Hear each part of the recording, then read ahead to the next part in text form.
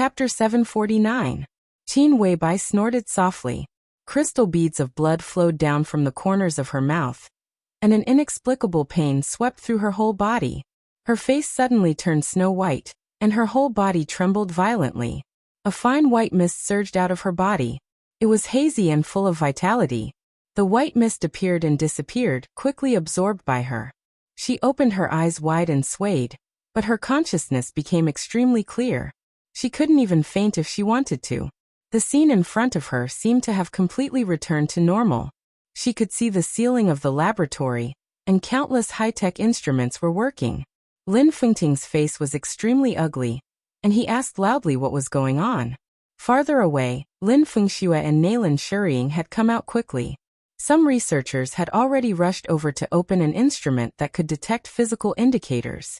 Horsewoman carefully picked her up and rushed to the instrument. The familiar scene disappeared. Her vision turned pitch black again. A burning flame appeared in the pitch black space. The fire kept rising.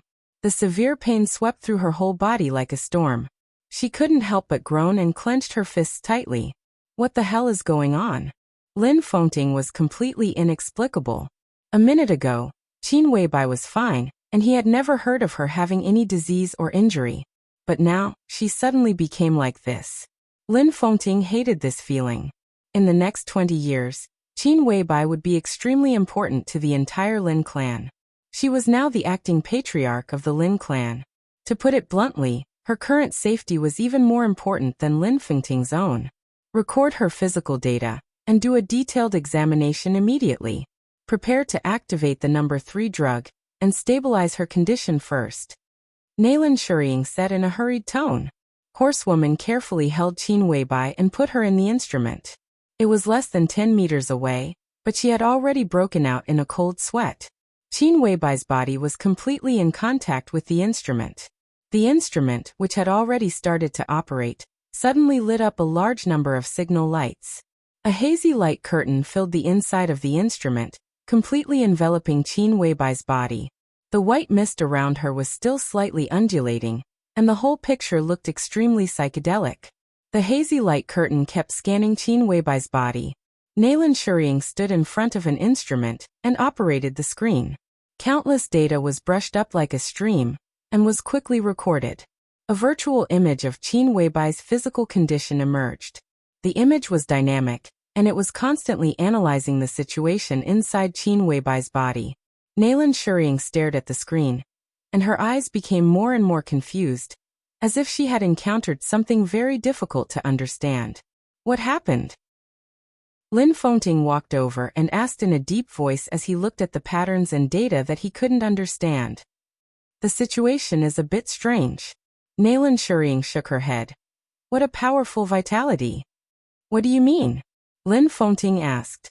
Nalin Shuriying hesitated for a moment. Instead of answering directly, she quickly switched the screen. The big screen immediately split into 2 screens, and 2 virtual images appeared.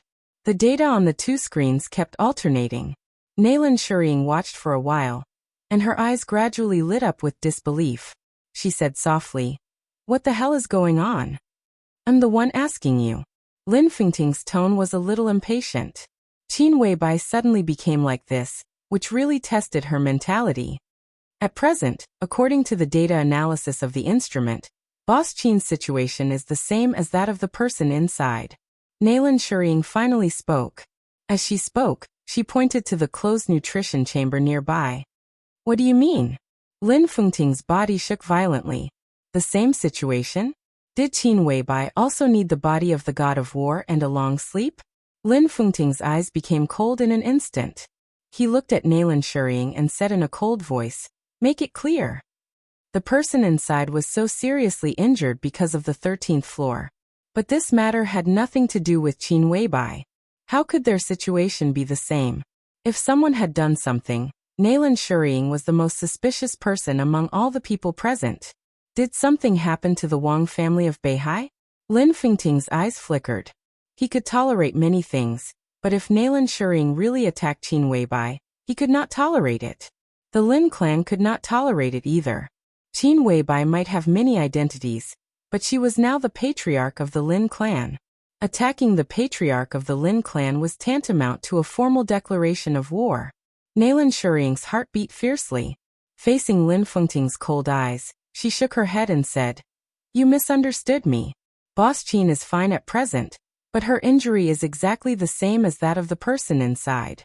But compared with the person inside, the damage to her body is very light. They have the same kind of injury, but the severity is different. If you use the value as an example, the severity of the person inside is about 100, while the severity of Boss Qin is about 1. Moreover, there is a very strong vitality in Boss Qin's body, which can probably perfectly offset her injury. The situation just now should be a sudden outburst, and now it is being made up by the vitality. Boss Qin will be fine after a short rest." Lin Fengting looked at her quietly. His expression was as if he was listening to a book from heaven. "You said little Bai is injured?" he asked slowly. Nalan Shuring nodded and said, "Yes." "Ridiculous," Lin Fengting said coldly. "How did she get injured? And it's the same injury as that person. Do you think it's possible? Just a moment ago, she was still fine. This is indeed ridiculous, and this is what I can't understand the most." Nalan Shuring nodded and frowned, as if she didn't know how to phrase it. An exclamation suddenly sounded. Lin Fengyue's excited voice sounded. "Fengting, the patient's physical index has stabilized. It's completely stabilized." Lin Fengting turned around and asked, "Whose index?" "Hers." Lin Fengyue stretched out her hand and pointed to the nutrition pod, with an incredulous look on her face. "Don't ask me, I don't know how it's done." In the nutrition pod, the nutrient solution that had been consumed almost in an instant was replenished again. A new set of data appeared on the computer. When Chairman Qin's accident happened, the body's stats were rising, and it wasn't temporary. From the looks of it, the growth of the stats is very stable. If her original state was neither dead nor alive, then from the looks of it now, she's alive, but she's closer to death. How could such a thing happen? We didn't do anything. Is it the body of the god of war? Lin Fengyue kept talking. It has nothing to do with the body of the god of war. Dr. Lin, you can come and have a look at this. Nalan Shuring's voice sounded. Lin Fengyue was stunned and came to Nalan Shuring's instrument.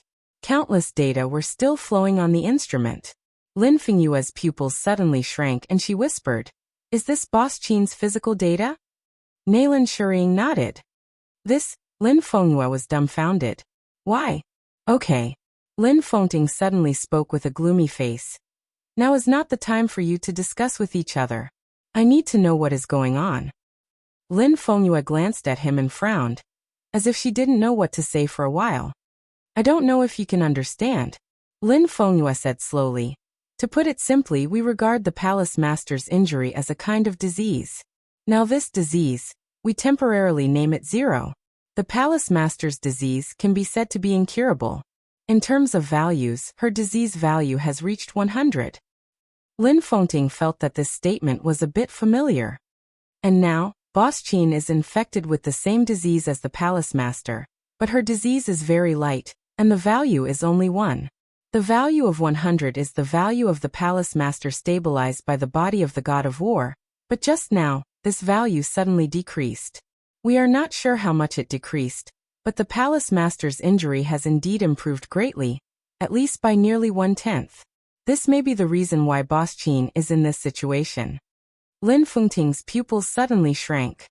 You mean that part of the palace master's injury suddenly transferred to Little White, and now they share the palace master's injury? More than that. Lin Fengyue shook her head. At least for now, it seems like Chief Qin is only taking on a small part of the responsibility. Most of the responsibility seems to have suddenly disappeared, or maybe someone else is taking it. I just don't know who it is.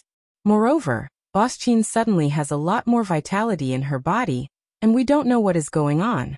Similarly, we don't know why she can bear the injury with the palace master. Lin Fengting stopped talking. He stood in place, and was silent for a long time, with a solemn face. After a long time, he took a deep breath and said slowly, "Stealing heaven." "What is stealing heaven?" Nalan Shuring and Lin Fengyue asked at the same time.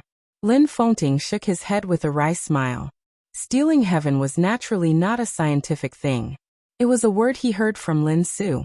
As the metaphysics grandmaster of the Lin clan, Lin Su's cultivation was not much worse than that of Xian Xuanzi and Great Master Wu Wei. Stealing heaven involved a lot of mysteries of heaven and fate, and it could be said to be the highest achievement in their profession.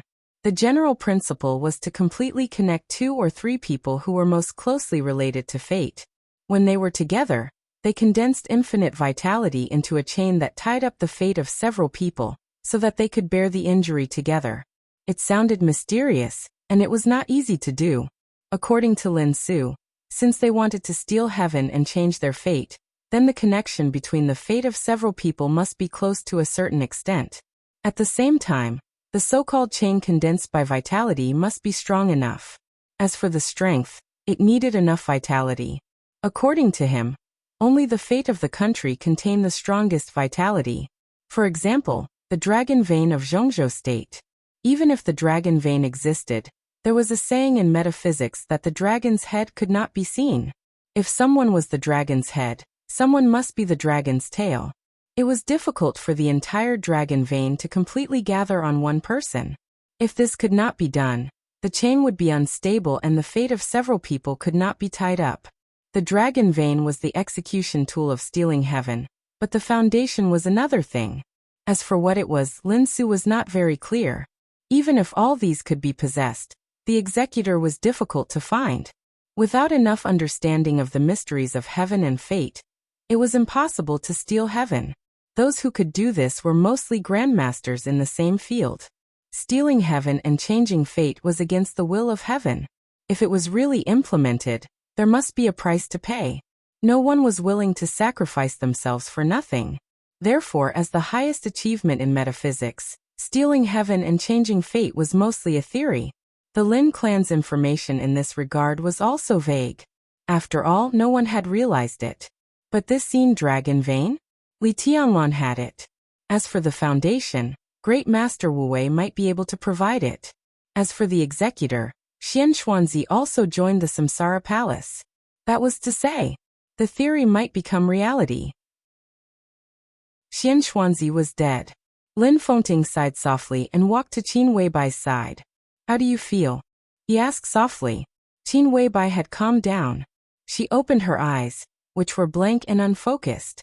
The sound of her heartbeat constantly vibrated in her consciousness, synchronized with her own heartbeat. One heartbeat was extremely clear and powerful, with the power of mountains and seas, while the other heartbeat was extremely weak. Qin Weibai blinked her eyes hard. She reached out her hand and gently touched the air in front of her. What is she doing? Lin Fengting frowned slightly. Nailin Shuriying shook her head and said honestly, I don't know. There was no sound. There was no light. Qin Weibai seemed to be completely immersed in her own world. Her attention was absolutely focused, and seemed to have entered a new height. Everything in the darkness in front of her was gradually fading. The darkness was slowly fading. The fire in front of her burned and rose into the air, flying away and getting farther and farther. The fire disappeared. The darkness disappeared. A large expanse of soft and warm foam appeared in front of Qin Weibai. The foam completely wrapped her whole body, with the smell of nutrient solution. In a trance, Qin Weibai seemed to feel that she had turned her head. Her sight was clear and bright.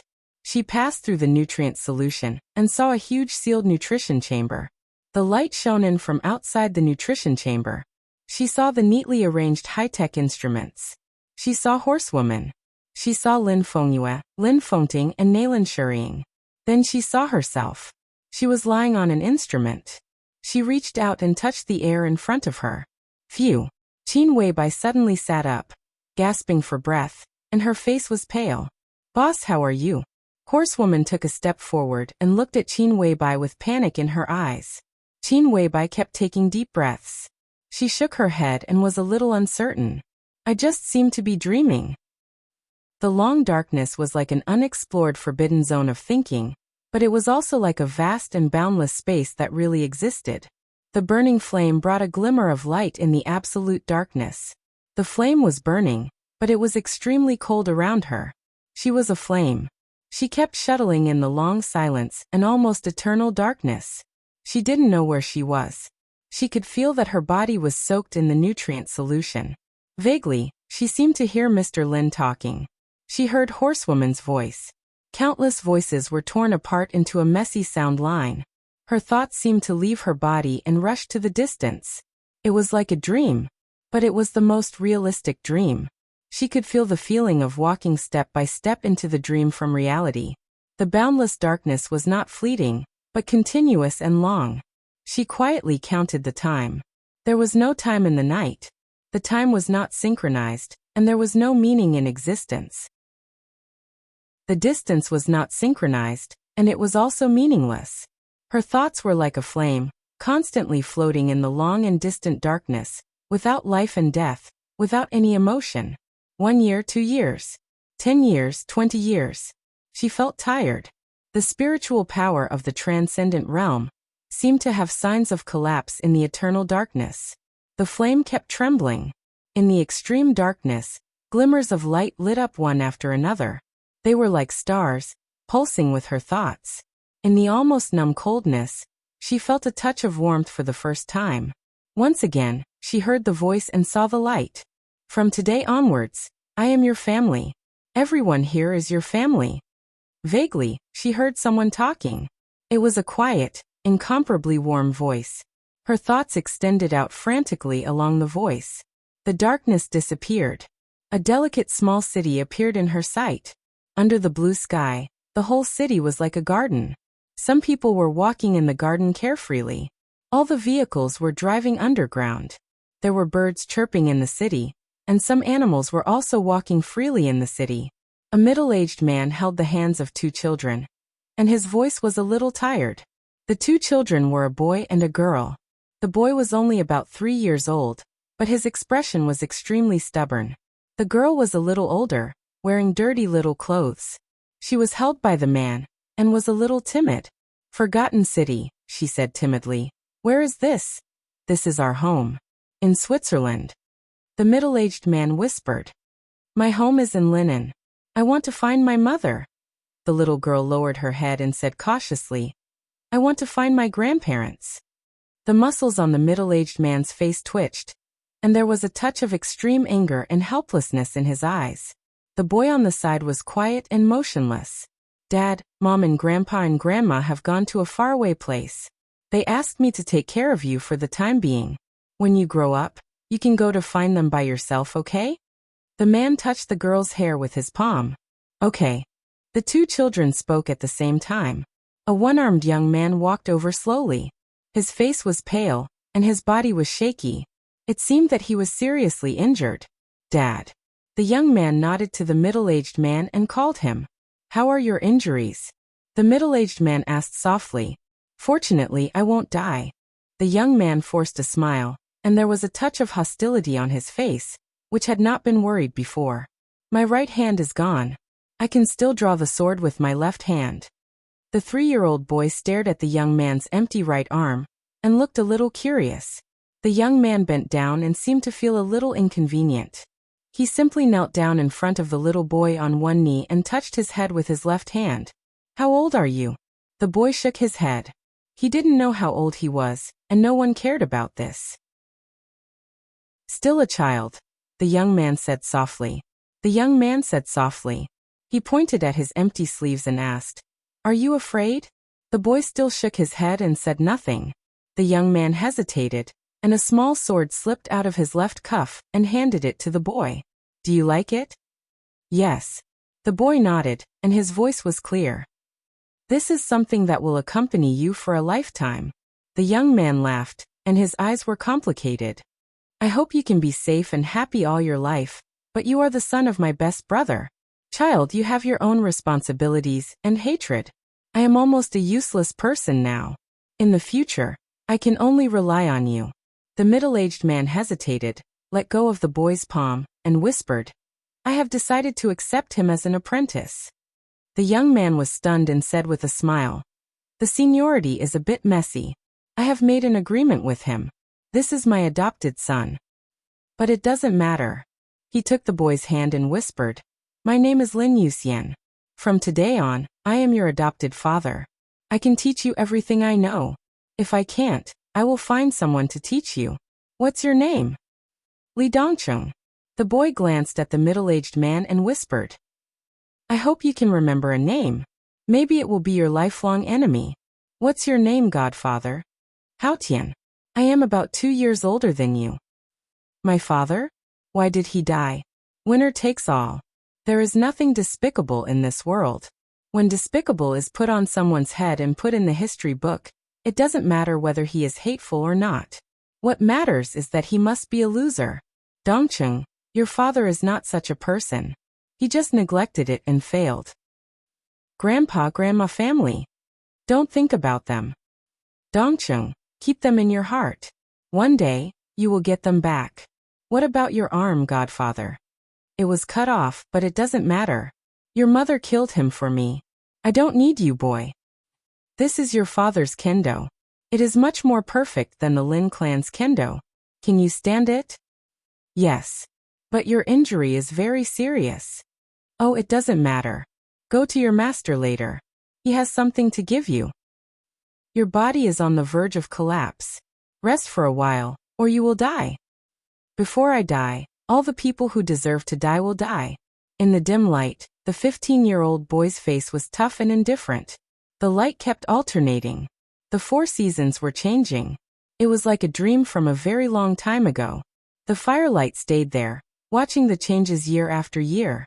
Her mind had been calm without any fluctuation. Bastard, who let you go? Do you want to die? Do you know you almost couldn't come back? But I killed him.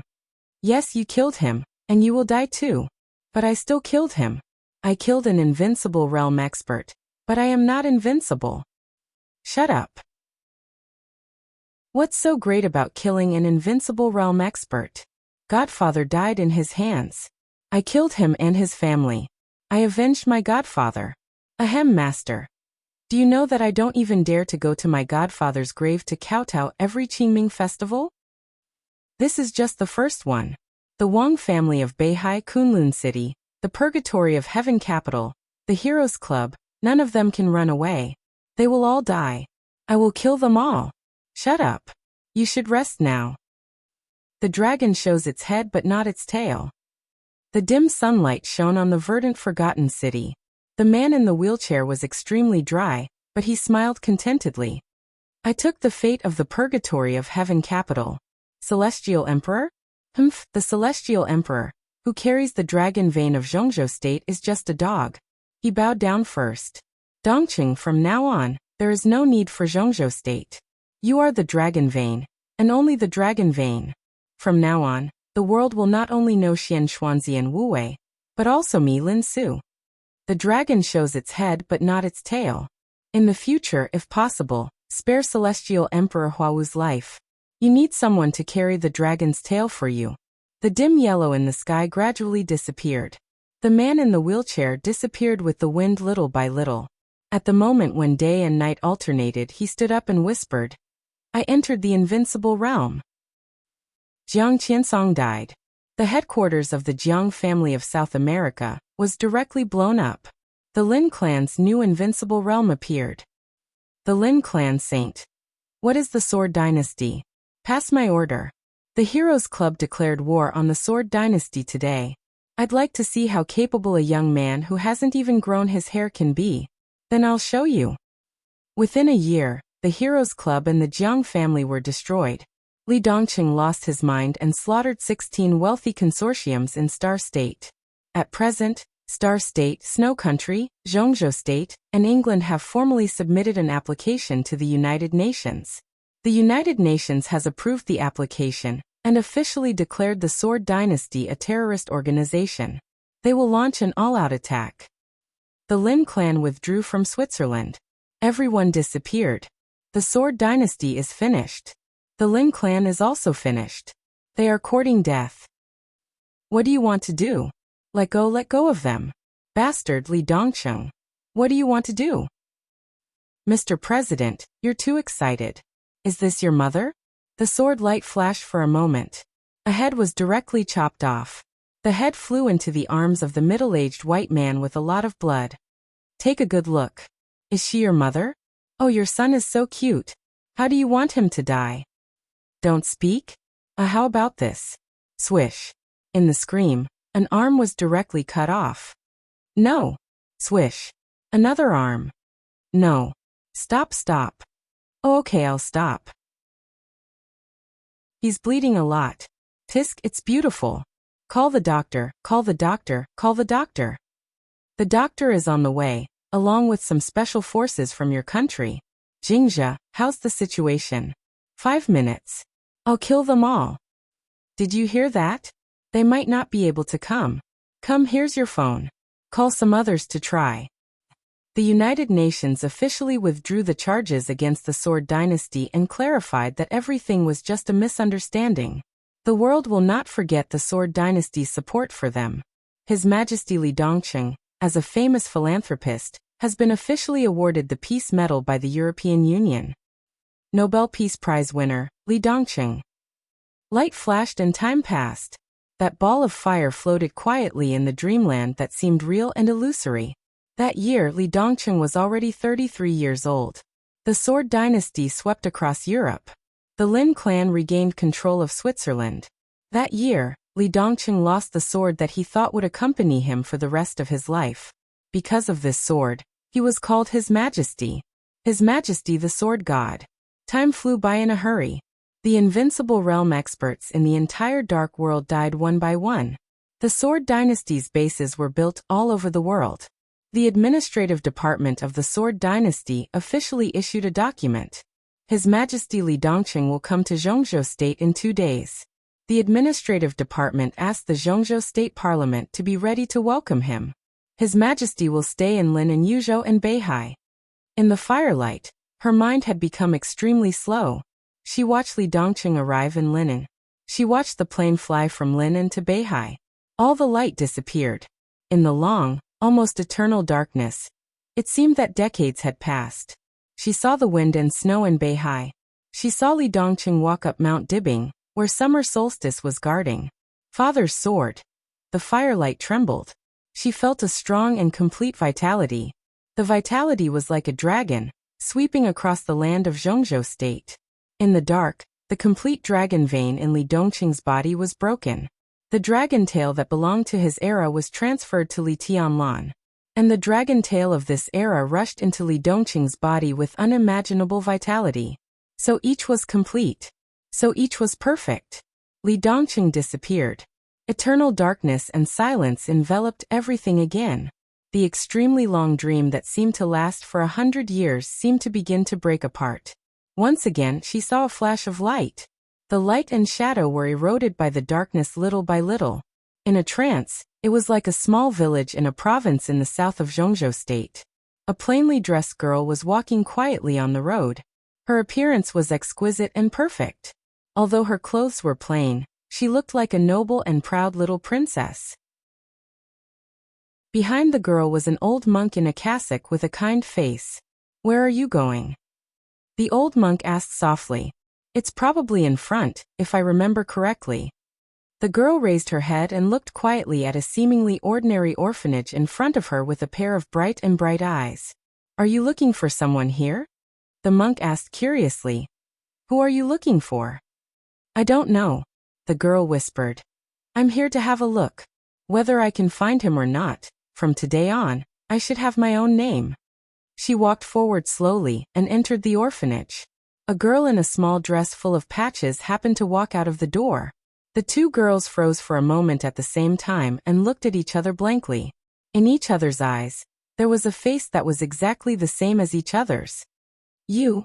The girl clutched the patches on her clothes and looked at the girl in front of her who was as proud as a palace master. She whispered, "Who are you? What's your name?" The proud girl looked at her, her eyes calm and indifferent. I'm Qin Wei Bai." The girl asked timidly, "Who are you?" "I'm Qin Wei Bai." The girl nodded and said lightly. "But..." The girl hesitated and seemed to want to cry. "Who am I?" "You. From today on your name is Gu Xianyan." Chapter 750. It was as if they were destined to meet. They were the perfect mirror images of each other. Their faces were exactly the same. Their heights were exactly the same. and even their natural fragrance was exactly the same. The afterglow of the setting sun shrouded their shadows. The slight darkness on the horizon was swallowing up the world. The two girls looked at each other quietly, but vaguely. It seemed that two souls were confronting each other. The girl's clothes were simple and clean. Her pride and strength seemed to emanate from her bones. Her every move was natural. However, behind this pride and strength, there was indescribable exhaustion and haggardness. The girl in front of her was weak, ignorant, naive, and ignorant. Her soul seemed to be completely shrouded in the shadow of the other party, looking delicate and pitiful. Remember your name from now on. You are Gu Xianyan. The proud girl's voice was calm and elegant, unhurried, like the sound of heaven. I am Qin Wei Bai. But I am Qin Wei Bai, the girl said timidly, and her smart eyes gradually overflowed with tears. She was a little scared and subconsciously wanted to run away, but the perfect and delicate little face was very clear in her sight. Perhaps because of the confusion in her heart, her steps were a little hesitant. I don't like the name Gu Xianyan. The girl in front of her, who looked exactly like her, nodded and said coldly, I don't like it either. Then there was nothing. The girl finally cried out. She felt wronged and lost. In her small mind, she still could not understand what it meant to be domineering. However, this big sister who looked exactly like her wanted to steal her name. This made her very sad. Sparkling tears flowed down from her eyes and fell on her patched clothes. She pursed her lips and did not make a sound. Remember it? The other party quietly watched her cry silently and repeated it again unhurriedly. Sister, who the hell are you? The girl looked at her carefully, and her tears could not be stopped. She looked so pitiful. I am Qin Wei Bai. The other party's face was calm. You're not. I am Qin Wei Bai. The girl cried out and became more and more wronged. She looked so pitiful that it made people tremble. Why did you take my name? Because that's my name. Her voice was very serious. But who the hell are you? She trembled and asked carefully. In his line of sight, that proud and domineering face seemed to gradually melt, turning into a touch of warmth. I am you, she softly said. I am the future you, you are the past me. Behind her, great Master Wu Wei, who had followed her all the way, sighed softly, distant and peaceful. Deathly stillness and darkness completely enveloped the world. It was not nightfall. Instead, it was an indescribable silence. It was as if an eternal darkness was shrouding them bit by bit. The light was disappearing, and everything became silent. She became that ball of fire again. The faint light was no longer drifting about. Darkness shrouded over, pulling all the light away. Silence, eternal, endless. Countless thoughts seemed to be torn into countless pieces in an instant, and messy images kept flashing. The fire was still burning, but in the darkness, the fall seemed to be endless. A hurried warning sounded in the biological laboratory of the Lin clan. That was the reaction that the degree of operation of the machine had reached its limit. Near the nourishment chamber, a huge screen suddenly flashed. Majestic data surged up crazily. It was not the pale white that represented death, nor was it the silver gray that represented serious injuries, nor was it the green that represented health. All the data was completely bright red, and the value instantly broke through the peak of the machine. The warning sound of the machine suddenly stopped, and the screen began to flicker, and then the screen went completely black. Lin Fengting looked at this scene in astonishment. Nalan Shuriying and Qin Weibai had left. Lin Fengyue, the person in charge of the biological laboratory of the Lin clan, came out, looked at the red data that had been recorded in front of him, and raised his eyebrows. Lin Fengting didn't ask what was going on. He knew the function of that instrument. It was a brainfield link device. Although it could not accept the other party's thoughts, it could roughly observe the other party's thinking activity through data.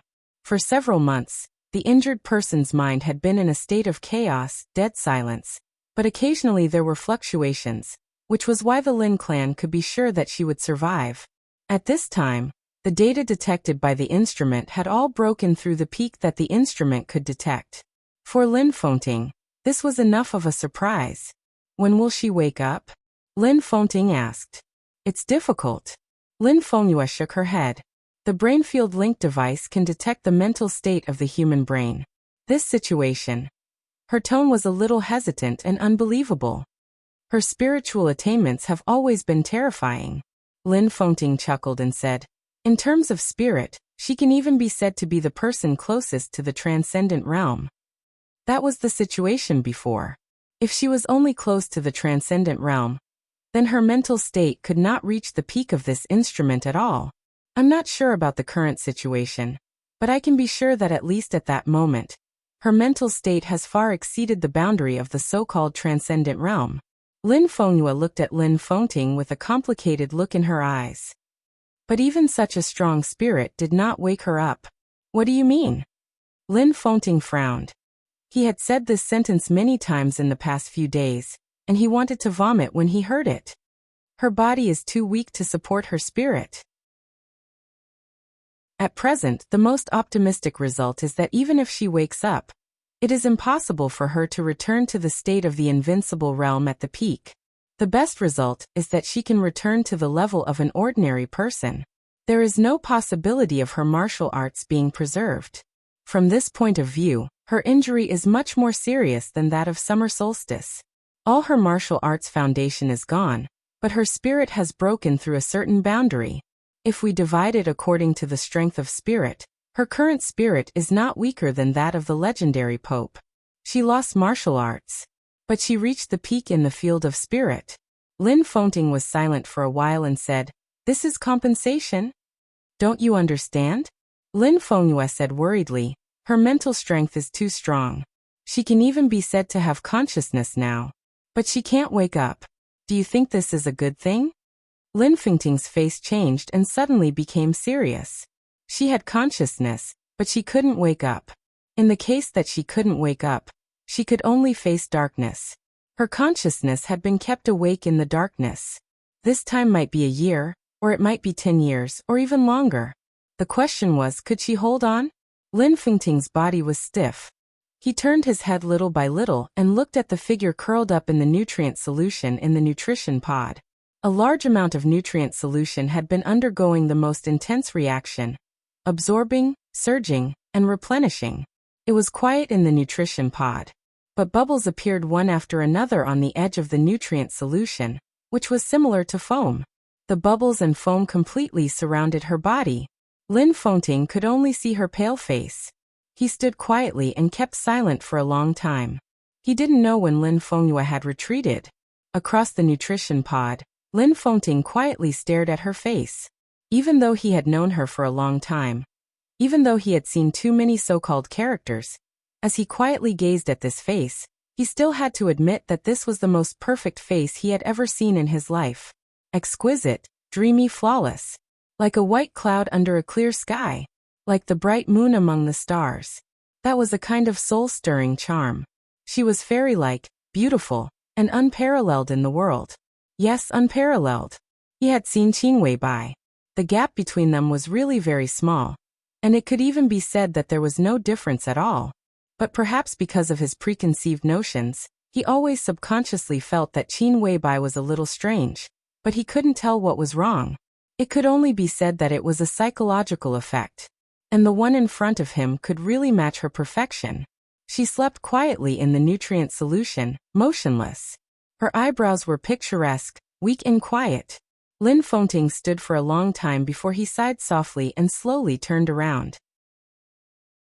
A figure stood quietly beside Lin Fengting, squinting, casually holding a glass of red wine, and looking a little playful. Lin Fengting was stunned and blinked subconsciously. At this moment, he even thought that he had seen it wrong. This was a very young figure. His appearance could not be considered handsome, but his face was very clean and looked a little delicate. He wore a white suit and had short hair. His expression was very meaningful, but it looked very gentle.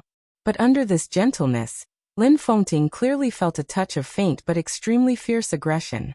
Showing off his ability. Even if he stood there motionless, he could give Lin Fengting a very fierce and powerful feeling. That was the sword intent unintentionally revealed from all over his body, with a kind of invincible aura. He looked in the direction of Qin Weibai, but his eyes were extremely fiery, like a hunter who had seen his prey and was eager to conquer her. Lin Fengting frowned. He didn't like the look in her eyes, and at the same time, his heart was even more shocked. Tianlan, why are you here? Li Tianlan. It was Li Tianlan who stood here. There was no pain or connection in his expression, and the aggression in his whole body became more and more obvious. He shook the wine glass in his hand slightly, narrowed his eyes, and stretched out his hand with a smile. Are you Gu Xiannian? Gu Xingyun's adopted daughter? Lin Fengting turned around in shock. The scene in front of him was changing. A dim and soft light shone in the laboratory. The cold silver walls of the laboratory began to fade, and the test tables disappeared one by one. There were more and more lights, and it became softer. A crowd appeared in Lin Fengting's sight. Men and women, young, middle-aged, old. Everyone was gathering with their familiar circle, and at the same time, they naturally met some new friends. Everyone was talking and laughing, but everyone's eyes were intentionally or unintentionally looking at Lin Fengting. To be exact, they were looking at the back of Lin Fengting. Dressed in a splendid dress, she slowly walked over. Cold, elegant, arrogant, and calm.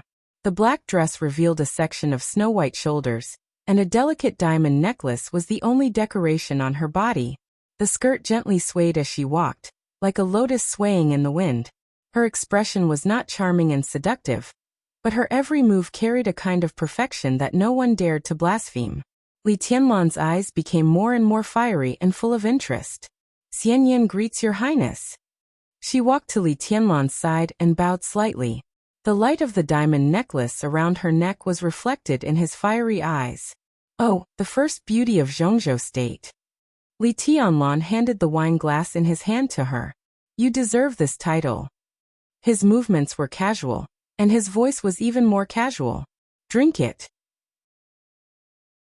Several young men and women following Gu Xianyan looked slightly angry, but they forced themselves to endure. Her eyes slightly condensed, and then she smiled. The natural fragrance floated slightly, and it was even more intoxicating. Xianyan toasts your highness. Gu Xianyan naturally held the wine glass and smiled softly. Her voice was as clear as ice and snow, neither servile nor overbearing. To your highness. My highness? Li Tianlan smiled playfully. I haven't been to your Phoenix Pavilion. What kind of highness can you see? You. Beside Gu Xianyan, a young man in his 30s flew into a rage and suddenly took a step forward. Li Tianlan glanced at him lightly. Facing his eyes, the young man's face suddenly turned pale, and his whole body stiffened. There was a flash of annoyance in Gu Xianyan's bright eyes, but she was still as cold as a lotus. Your Highness, you must be joking. A few days ago, I had the honor of meeting Your Highness at the airport. Your Highness killed a new expert of the invincible realm with one strike. Your Highness was brilliant, and your divine power was shocking. Even my foster father felt ashamed when he saw it. Li Tianlan narrowed his eyes and said faintly, Oh. Gu Xianyan held the wine glass that Li Tianlan had used and waited politely for a few seconds. Seeing that Li Tianlan had no other reaction, she nodded and said, Your Highness, my friend and I still have to discuss 2 projects. Please excuse me. She did not introduce the man and woman beside Li Tianlan. Their identities were not at the same level, and it was useless to introduce them. Stop. Li Tianlan smiled and raised his hand. The waiter quickly walked over with a tray. Li Tianlan picked up another glass of wine, took a sip, and then handed it to Gu Xianyan. Drink it. Gu Xianyan paused, and her eyes gradually focused. Li, Your Highness, we do have something important to do. Miss Xianyan is not good at drinking. I am willing to toast Your Highness on her behalf. The young man, who was stiff in place for a long time, could not help but take a step forward, looked directly into Li Tianlan's eyes and said, Do you deserve it? Li Tianlan casually leaned against the bar counter, glanced at him, and said lightly, You. I am not interested in knowing who you are, and I am not interested in knowing who your father is. Li Tianlan's eyes swept over the man and woman beside Gu Xianyan, and his tone was cold. Get out of here, all of you. Today she will drink with me here. Li Tianlan. The young man could no longer hold back his anger. Don't go too far, I am Ling Nanhan. Bang. In the dull sound, before the young man's voice fell. An enchanting figure suddenly walked over and directly kicked the young man in the chest. The powerful and heavy kick directly sent the young man flying nearly 20 meters away. Blood spurted from his mouth, and his body fell to the ground softly. It was unknown whether he was alive or dead. There were exclamations, and then there was an instant silence. The enchanting figure did not speak. She stood in front of Li Tianlan and slightly bowed. Li Tianlan narrowed his eyes and remained calm. Gu Xianyan's body tensed for a moment, and she also slightly narrowed her eyes. Naturally, she knew this woman. The enchantress from the Wang family of Beihai. Everyone thought that she was the most loyal lackey around Li Tianlan, but the scene just now, Gu Xianyan thought quietly and lowered her head. Go down. Li Tianlan glanced at the enchantress and said nothing. The enchantress nodded silently, facing Li Tianlan, and retreated step by step. Li Tianlan's eyes swept over the other men and women beside Gu Xianyan, and he said blandly, I will give you 5 seconds. If you don't get out, I will ask your parents to crawl over to take you away. 5 4. There was no 3. No matter how humiliated they were, the young men and women immediately turned around and walked away. Li Tianlan smiled, reached out casually, put his arm around Gu Xianyan's slender waist, and held her body in his arms. What are you doing? Gu Xianyan's face suddenly turned red, and she was a little flustered. Drinking. Li Tianlan said blandly. Your Highness, please behave yourself. On such an occasion This occasion is not important. Li Tianlan said blandly. This is Beihai. Beihai is not yours. But my woman is. Gu Xianyan gritted her teeth. Your Highness, aren't you afraid that the little princess of Beihai, the future patriarch, will be angry and jealous? Your Highness may not be afraid, but I can't afford to offend her. It's okay. She is very obedient. Li Tianlan narrowed his eyes, and there seemed to be 2 abysses deep in his eyes. In the future, I should let her teach you how to be obedient. Let me go. Let's go. Dance with me. I won't. Ha! Li Tianlan, what do you mean? In the loud roar, Gu Qianchuan stared at Gu Xianyan, who was held in Li Tianlan's arms. His eyes seemed to spurt fire. The banquet was over. But everyone did not leave. Because Li Tianlan did not allow Gu Xianyan to leave. Didn't I say it clearly enough? Li Tianlan held the slightly struggling woman in his arms and kneaded her waist through the thin dress with one hand. He said blandly, she will stay with me tonight. Why? Has she been used by you? If so, I can give her back to you. Gu Xingyun trembled with anger.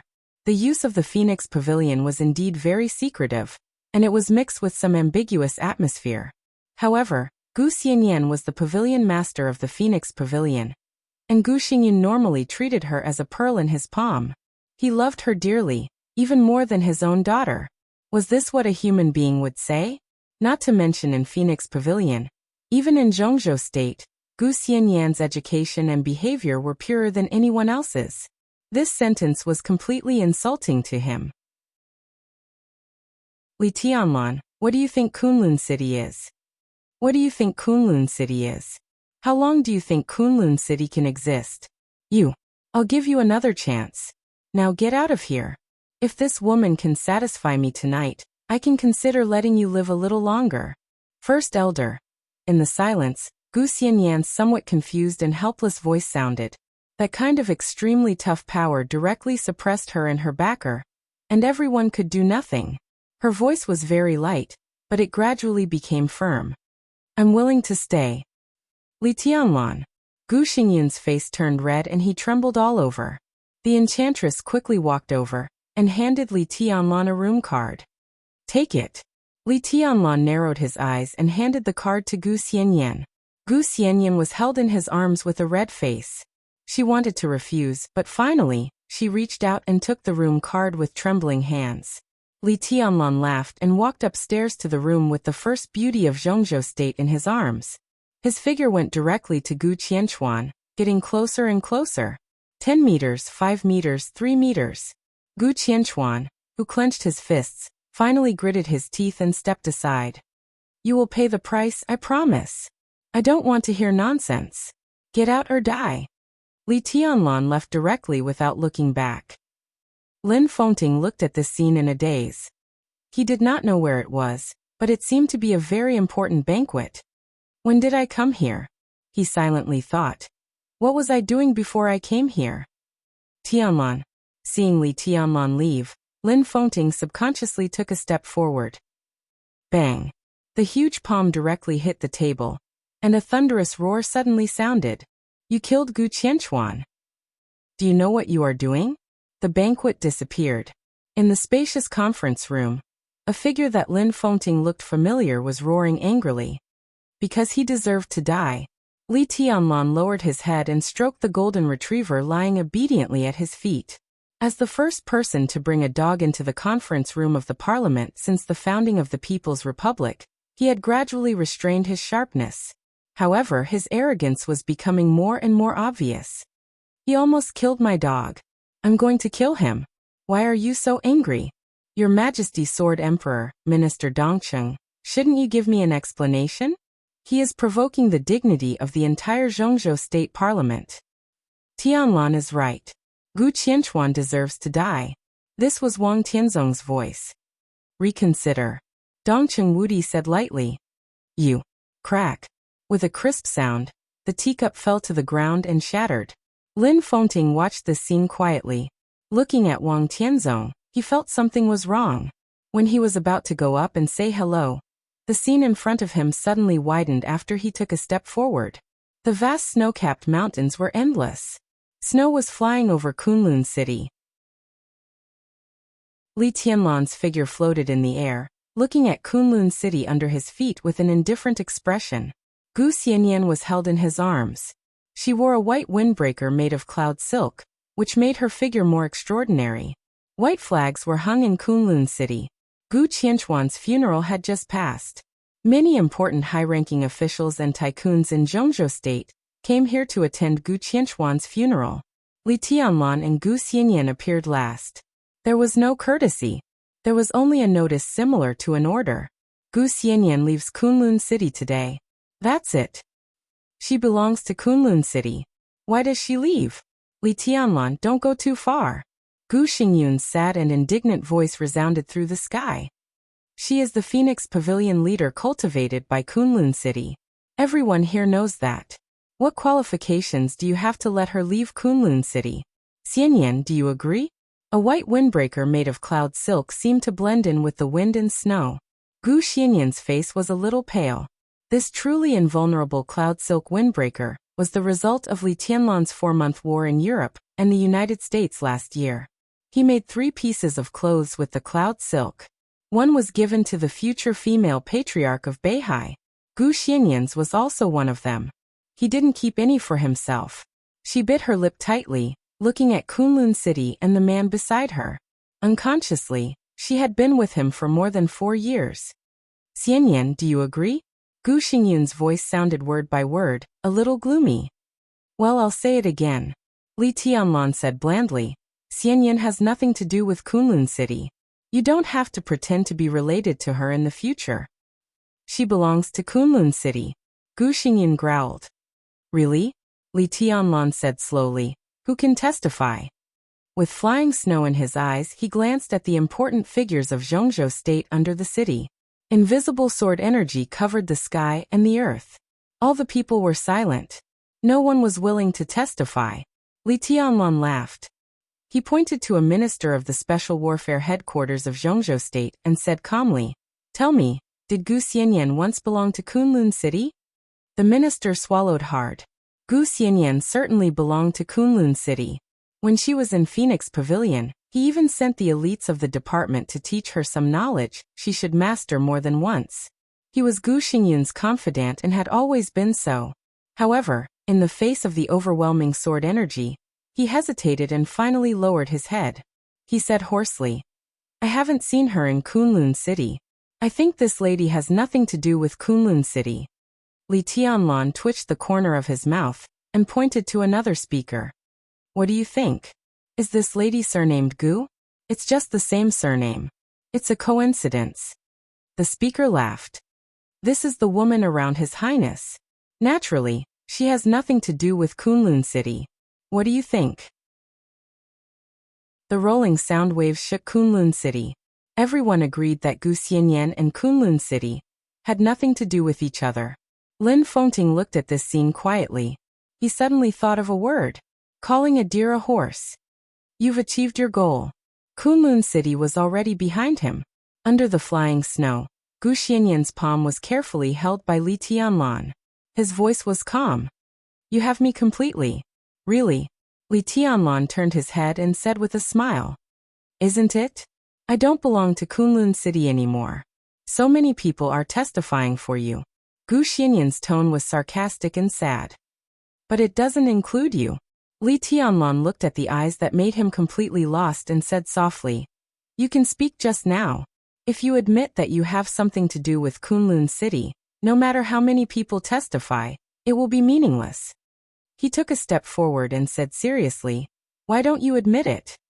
Gu Xianyan took a step back, her face pale.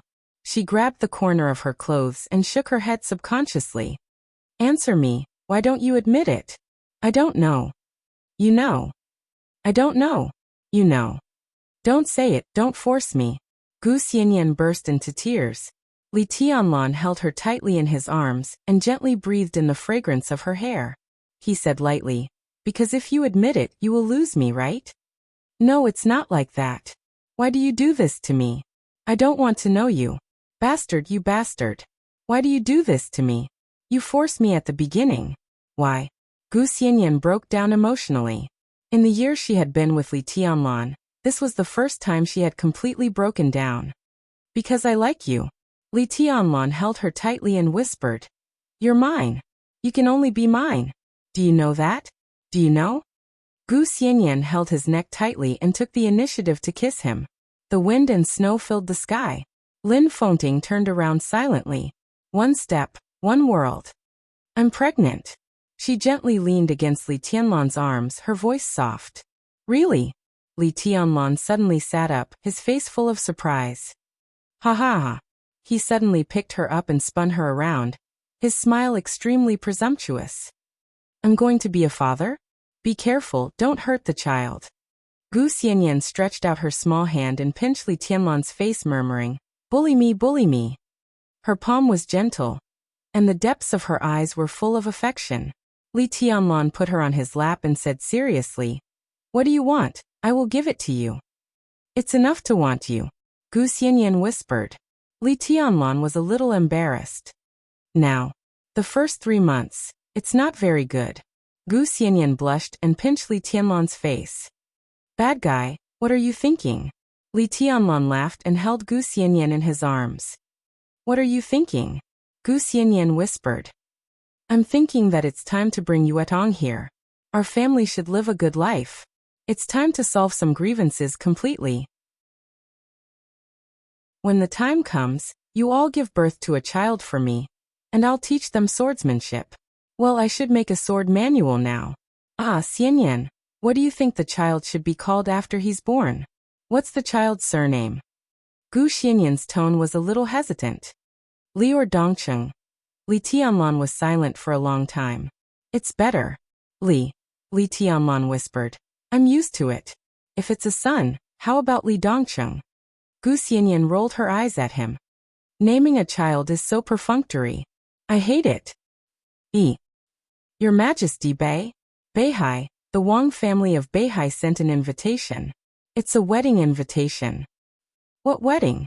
Li Tianlan asked casually. Beihai officially confirmed Wang Shengxiao as the heir of the Wang family of Beihai. Wedding.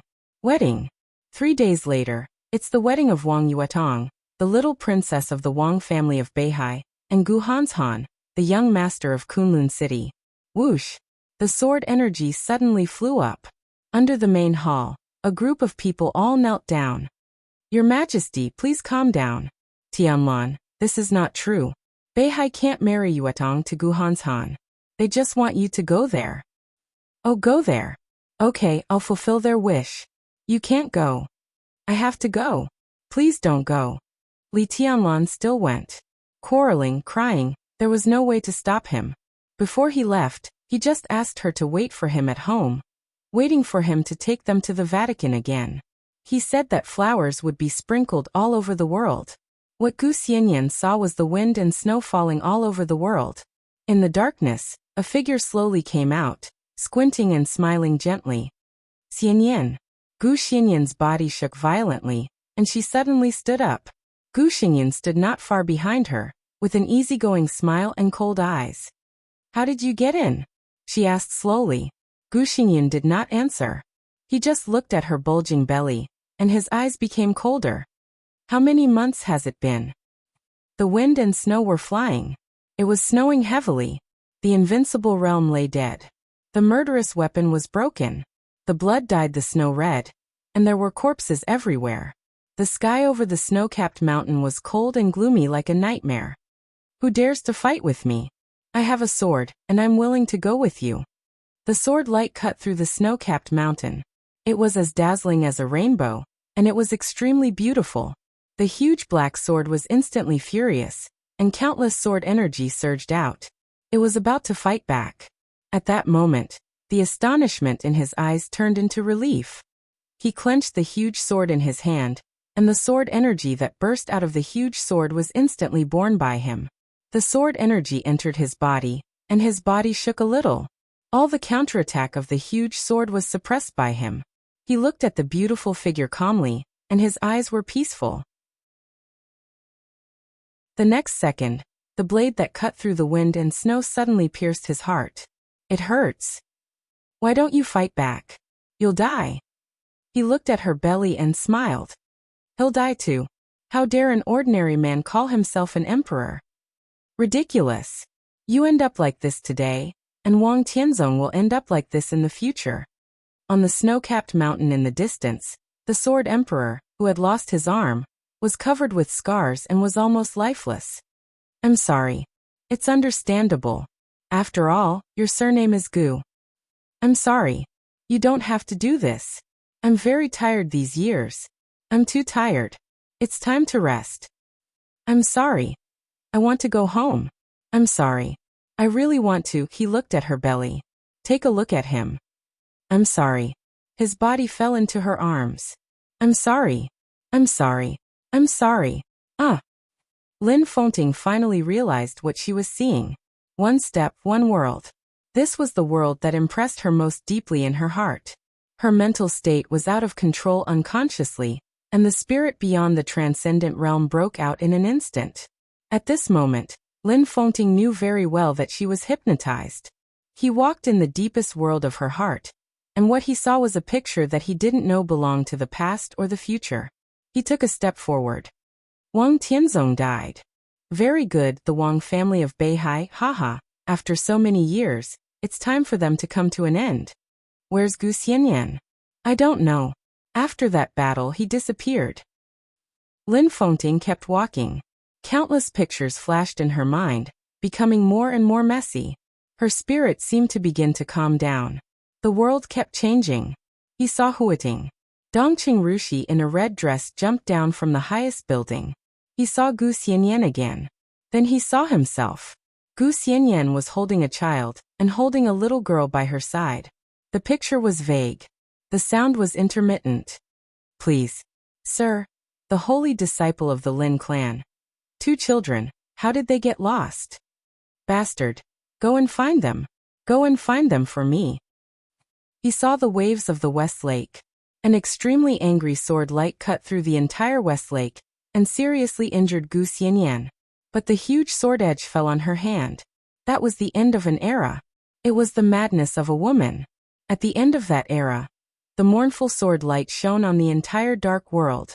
One after another, the invincible realm experts died under the huge sword edge. She walked to Mount Dibbing. The violent sword light destroyed everything. The sword light of 6 paths of reincarnation rotated wildly. The awe-inspiring sword energy left wounds on her body one after another. But the huge sword edge was always stable and kept moving forward. The sword light of 6 paths of reincarnation completely collapsed. There seemed to be Song Si's desperate cry in the distance. Lin Fengting took another step. The world in front of him had become dark. She held the sword edge tightly, opened her dim eyes, and looked at the sunshine outside the sky. The tide of Beihai kept ringing under her. I'm sorry, she murmured and closed her eyes completely. Wang Xingxiao's body fell, without any vitality. Lin Fengting's eyes fell into complete darkness. It was like the last world. Her figure finally fell into Beihai. The eternal coldness and darkness swept everything. The weight of the huge sword suddenly increased countless times. Her body kept sinking to the bottom of the sea. Lin Fengting was trapped in this dark world. And there was no way out. He didn't know how long it had been. A faint sword light lit up in front of him. The huge sword was constantly shining, as if it was tearing the ocean apart. The seawater disappeared. White snow appeared in front of Lin Fengting. That was like the last picture. It was like the first rebirth. The little girl in ragged clothes lay in the snow. Her body had become very small, and the wounds caused by the 6 paths of reincarnation became more and more intricate as her body shrunk. It was as if the most profound 6 paths of reincarnation sword manual was carved on her body. That was the power of time. The wind and snow were flying. The girl was lying in the snow, with a dark huge sword beside her. Not far away, 3 monks were walking over in the snow. When they saw the figure on the snow, their faces changed, and they immediately sped up. Lin Fengting took a step forward subconsciously. Buzz. The snow was gone. Everything was gone. Cold metal lights appeared in front of his eyes. Everything in the laboratory appeared in front of him again. Dad. Sir? Wind and snow. Patriarch?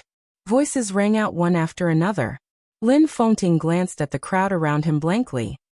Dad, what's wrong with you? You've been standing here for nearly 7 days.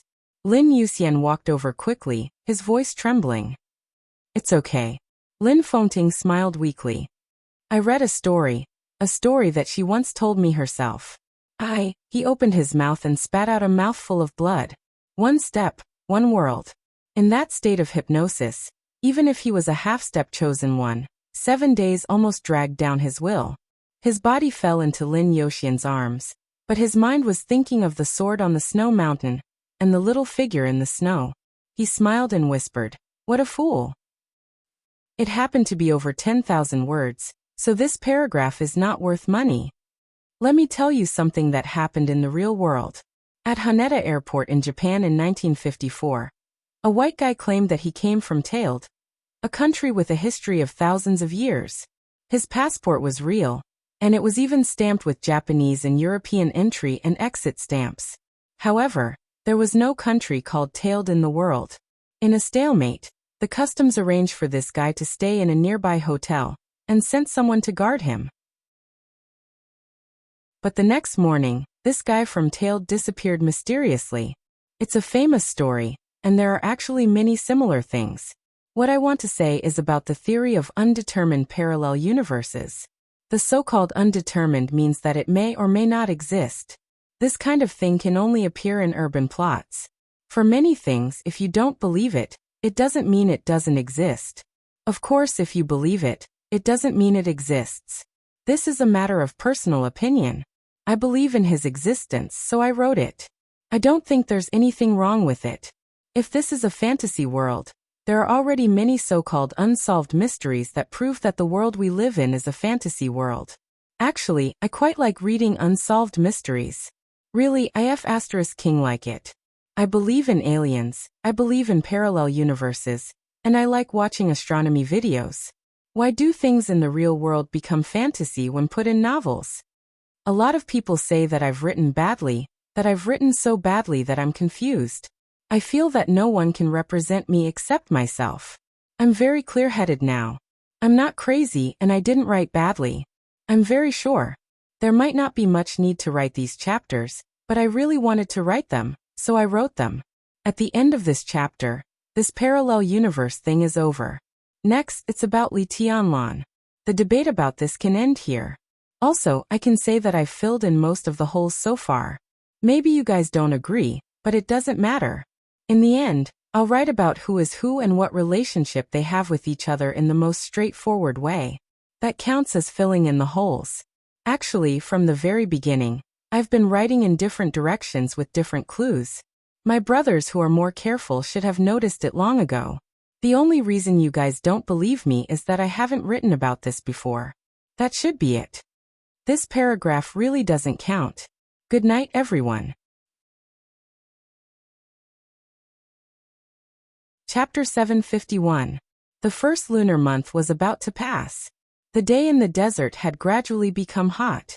In the warden's dormitory, Li Tianlan, who was wearing a white shirt casually, hung up the call with Dongqing Wudi.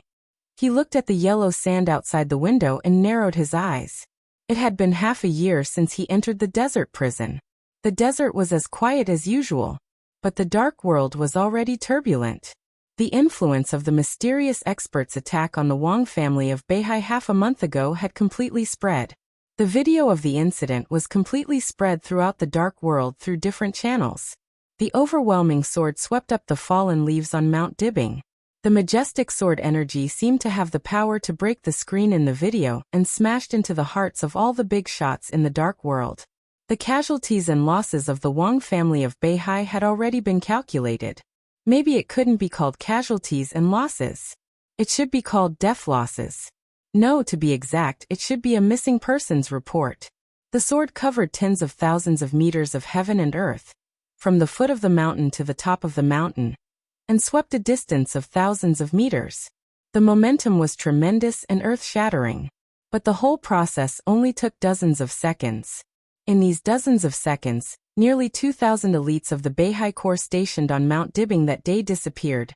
1,700 people of the Beihai Internal Defense Force disappeared, and hundreds of people of the Heaven Punishment Troop, which the Wang family of Beihai was proud of, disappeared, including 9 thundershocking realm experts. From the foot of the mountain to the top, nearly 400 sniping points on Mount Dibbing were destroyed, and all the snipers were missing. 4 sets of weapon systems that could cover the entire Mount Dibbing were completely destroyed. The Alloy Research Institute and No. 2 Biological Laboratory, hidden in the belly of the mountain, exploded, and 16 doctors were missing. Yes, missing. The moment the sword energy swept past, everyone's body was completely smashed by the violent sword light. The entire Mount Dibbing was completely turned into a white land by the sword, and not even a drop of blood was left on the spot. All the people who guarded the front of Mount Dibbing that day were evaporated by the sword, and no bones were left. Mount Dibbing was directly split into 2 halves from the summit to the ground. The 2 Mount Dibbing were hundreds of meters apart. The water of the North Sea gushed in from this huge crack, submerging nearly 1/7 of the area of Shenzhou City. Most of the area at the foot of Mount Dibbing was submerged. A military base was covered by seawater. The surging waves even affected the military airport not far away. If Li Tianlan swept across Beihai not long ago was just a hurricane for the Wang family of Beihai, then the sword in front of them was a sudden natural disaster for the Wang family of Beihai. The majestic palace, the elite troops, and the picturesque mountain peaks. Everything disappeared under that sword strike. The shocking sharpness seemed to be completely branded in the sky above the Wang family of Beihai, cutting them down from the peak of the dark world. They were no longer transcendent, no longer mysterious, no longer high above, and no longer insufferably arrogant. The dark world was not happy about it. Even the forces that had been against the Wang family of Beihai, such as the Jiang family of South America, the Purgatory of Heaven Capital, and Emperor Dong's palace. No one was gloating.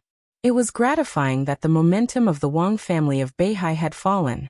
But the mysterious heavenly sun who single-handedly crushed the entire Mount Dibbing was also frightening. That was true fear. In a very short time, almost all the super forces in the dark world came to the same conclusion. At present, no one, no force, and no country in the dark world could stop that sword light. The power of this sword was even no less than that of the eternal sword in Eastern Europe. Maybe it was slightly weaker, but no one could see the difference. Such a person, even alone, was enough to set off a real large-scale war in any corner of the world. For this era, the existence of such a person was completely irresistible. All the forces were afraid, because after the silence brought by fear passed, the whole world was in an uproar. Countless forces and countries were secretly issuing orders to find the clues of the mysterious strong man. The shocking sword also exposed the mind of the mysterious strong man. It could be said that he really regarded human life as grass. Such a person could not have no ambition. With his powerful force, It was enough to conquer all the dark forces in an instant, and then unify the dark world. Everyone was looking for him, and even planned to join hands to kill him. Half a month had already passed since the incident. The dark world was still in an uproar. But the mysterious heavenly sun seemed to evaporate from the world, and all traces of his existence were lost overnight. Zhongzhou State was also looking for him, and even paid close attention to this aspect. So, Airbus, Rolls-Royce, and other companies had been hacked countless times in a few days. Zhongzhou State had looked for the mysterious heavenly sun in all aspects, but they had found nothing. Li Tianlan had been observing this matter silently, and had not expressed any opinion. He had contacted Dongqing Wudi on his own initiative. On the day of the incident, the Army headquarters had issued a direct document, and Dongqing Wudi personally signed the order. A highly integrated special force had been secretly dispatched. Dongqing Wudi even wanted to mobilize an ace army to guard the desert prison. However, this motion was not approved by the parliament, so he had to drop it. But Dongqing Wudi did not give up, and he still tried to increase the combat power here. In half a month, nearly 20,000 people had been stationed in the desert prison. Everyone could see that Dongqing Wudi was very nervous. The appearance of the mysterious heaven's favorite was like a huge variable. Up until now, everyone had always thought that only two people could stand against that kind of sharpness. The first was naturally Wang Tianzong in Eastern Europe. The second was Li Tianlan, who had reached the peak. Wang Tianzong was missing. Li Tianlan was still growing. If the mysterious heavenly sun wanted to eliminate the threat in the future, Li Tianlan was his most likely target. Dongqing Wudi had no reason not to be nervous. However, Li Tianlan refused Dongqing Wudi's idea of continuing to increase troops, and he even persuaded Dongqing Wudi to withdraw all the troops that had been temporarily dispatched. He always had an inexplicable sense of familiarity with the mysterious heavenly sun in the video. This sense of familiarity was not the reason why he felt safe, but an intuition. He really didn't think that an expert who had reached that level of personal strength would care about any future threat. If he didn't have this kind of broad-mindedness and bearing, he couldn't have come to this point. That was the real heavenly sun. In the eyes of such a person, there was only one kind of person and one kind of creature in the world: relatives and non-entities. Standing at that level, he wouldn't even have friends. To say the least, that kind of power could easily destroy the weapon system in the desert prison that was enough to stop an expert at the peak of the invincible realm. If he really wanted to come, it would be useless to send an ace army. If he was targeted by such a person, everything he did was in vain, and he couldn't escape at all. Although he could be calm, it didn't mean that he didn't have a sense of urgency. After Wang Tianzong disappeared, there seemed to be a towering mountain in front of him again. An invisible pressure pressed down. The sword light shining at the end of martial arts seemed to have become a huge pressure, pushing him forward. So when everyone was looking for the mysterious heavenly sun, and wanted to know who he was, Li Tianlan was thinking about why he could come to that point. The office in front of him was clean and tidy, and a video was playing on the computer. He had played the sword strike that destroyed Mount Dibing hundreds of times. And 3 days ago, the Parliament of Zhongzhou State got another video. It was a pattern taken by the military satellite of Beihai Province. From a condescending perspective, the fallen leaves on Mount Dibing swept into a sky curtain. The sky curtain rushed to the top of Mount Dibing. The sword light of the 6 paths of reincarnation flickered in the fallen leaves, and then went out in an instant. There seemed to be only one kind of sword intent between heaven and earth, and nothing else. The picture was steady and clear. Li Tianlan clearly saw that the sword intent that was about to cover the top of the mountain suddenly became scattered. Most of the sword energy whistled over, and went straight into North Sea. The sword energy rolled up monstrous waves on the sea level. The surging tide suddenly collapsed, and the entire sea area of tens of thousands of miles in the North Sea was almost completely chaotic. A small warship not far away sounded the alarm. The next second, a huge wave as high as 100 meters directly slammed down. The sword energy spread wildly, and the water curtain covered the screen. Vaguely, the whole warship was completely torn by the sword energy, and all the weapons inside exploded. In the earth-shattering noise, the fire burned on the sea level. The two figures on the stage of Formidable Person became extremely small on the satellite picture. Vaguely, the heavenly sun glanced at the stone of Formidable Person. The silver moon sword on the stone of Formidable Person seemed to have fallen into his hand voluntarily or passively. The young man looked down for a while and didn't take the silver moon away. Instead, he put it back. He seemed to have communicated with summer solstice, but it was very short. In the surging white mist, the other two people who were at the foot of the mountain directly appeared on the top of the mountain. The next moment, the mighty white mist went straight into North Sea. In an instant, a white line across the sky appeared on the turbulent sea level. The white line kept moving forward on the open sea, getting faster and faster, like a torrent between heaven and earth. Stars. Half an hour. To be exact, it was 26 minutes and 34 seconds. The white line between heaven and earth disappeared. Without any warning, he suddenly disappeared from the satellite's surveillance screen. Looking at the distance, in 26 minutes, they had crossed the sea level of hundreds of kilometers from Shenzhou to Liaodong. If they hadn't disappeared and kept moving forward, they could have appeared on the port of Liaodong in less than a minute with their speed. But they suddenly disappeared from the sea level. Until today, there was no trace of their existence. Li Tianlan narrowed his eyes. This video was much longer than that sword. And every time he watched it, Li Tianlan couldn't help but tremble inside. In 26 minutes, they had crossed the sea level of hundreds of kilometers. This meant more than just speed. This distance was shorter than the distance from Reki City to Mormons. But a large part of the distance from Reki City to Mormons was land that could be borrowed. And this distance was all the water surface that could not be borrowed under normal circumstances. This alone was enough to make up for the gap. When Wang Tianzong broke through, it took him nearly 2 hours to go from Reki City to Mormons. As for Li Tianlan now, not to mention on the water, even if he charged at full speed on land, he couldn't walk that far in half an hour.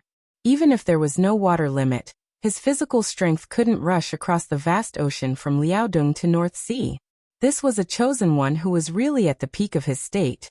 Not only was he at the peak of his realm, but also his physical strength and other aspects were at the peak of his age. Li Tianlan squinted and watched the video again. He was silent for a long time in the confrontation between the young man and summer solstice on the stage of Formidable Person. What did they say to each other? No one knew the answer to this question. From the attack to the present, the Wang family of Beihai had been silent. They didn't explain to Zhongzhou State or even make any statement to the outside world. Even inside Beihai province, they didn't give any statement. This kind of silence had gradually made the entire parliament of Zhongzhou State nervous. Beep. An urgent document from the army ministry suddenly came to him. Li Tianlan opened it and was slightly stunned. This document was not sent to Li Tianlan, but to Lieutenant General Xiao Mahai, the warden. No matter how remote the desert prison was, no matter how nobody cared about the position of the warden, Xiao Mahai was also a lieutenant general of Zhongzhou State. Although his position was hard, his military rank could be said to be one of the core officers of Zhongzhou State. When something major happened in the Zhongzhou State military, it was inevitable to inform him, even if it was symbolic. But this was the basic rule. The document was very formal, equivalent to a notice. Half an hour ago, the Wang family of Beihai officially announced the result of the handling of Dijiang. Dijiang was expelled from Mount Dibing because of a variety of charges, real and fake, and was escorted to Beihai prison indefinitely. 20 minutes ago, after an emergency discussion, the army headquarters of Zhongzhou State announced that they agreed to Dijiang's resignation as a member of Zhongzhou State, marshal, and commander of the Border Control Corps of Zhongzhou State. The commander of the Border Control Corps was temporarily held by Dongqing Wudi, the executive minister of the army headquarters. And it was not Wang Qinglei of Beihai or Summer Solstice who officially announced the expulsion of Dijiang and the imprisonment of the new invincible realm expert of Beihai. It was Wang Shengxiao.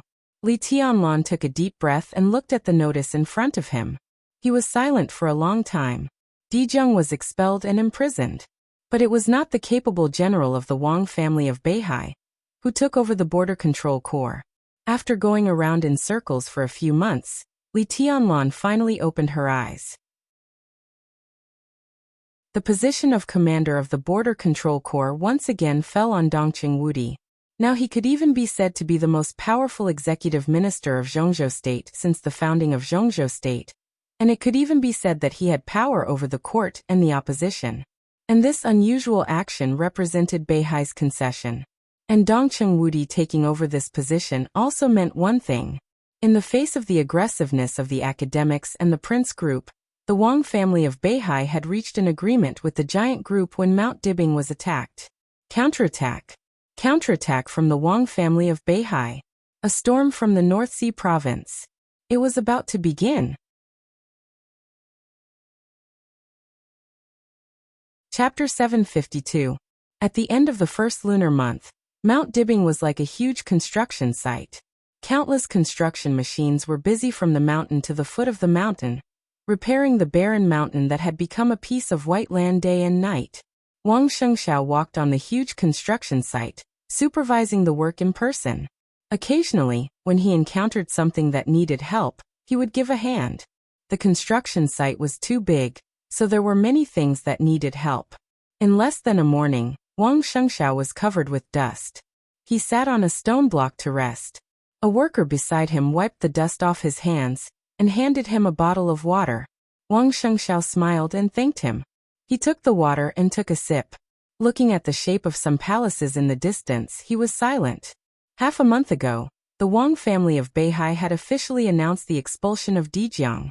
The Kanglan River Jiang family also said that they would remove Dijiang from the family tree. All of this was proposed by Wang Shengxiao.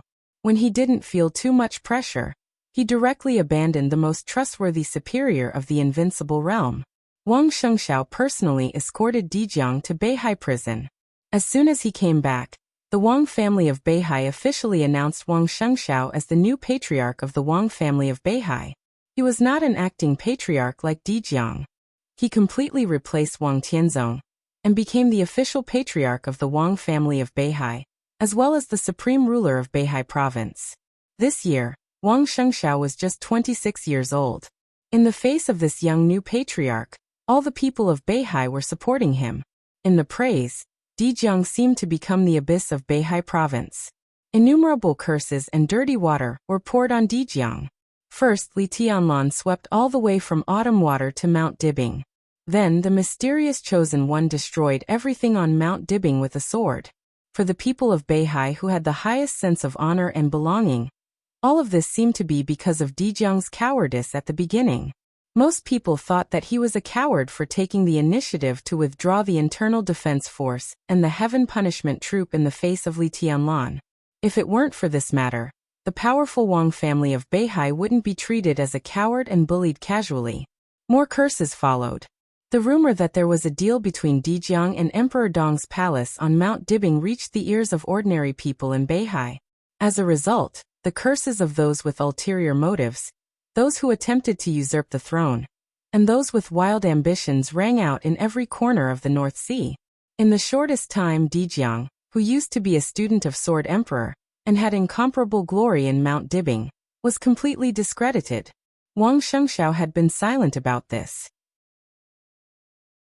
From the beginning to the end, he had never said a word for Dijiang.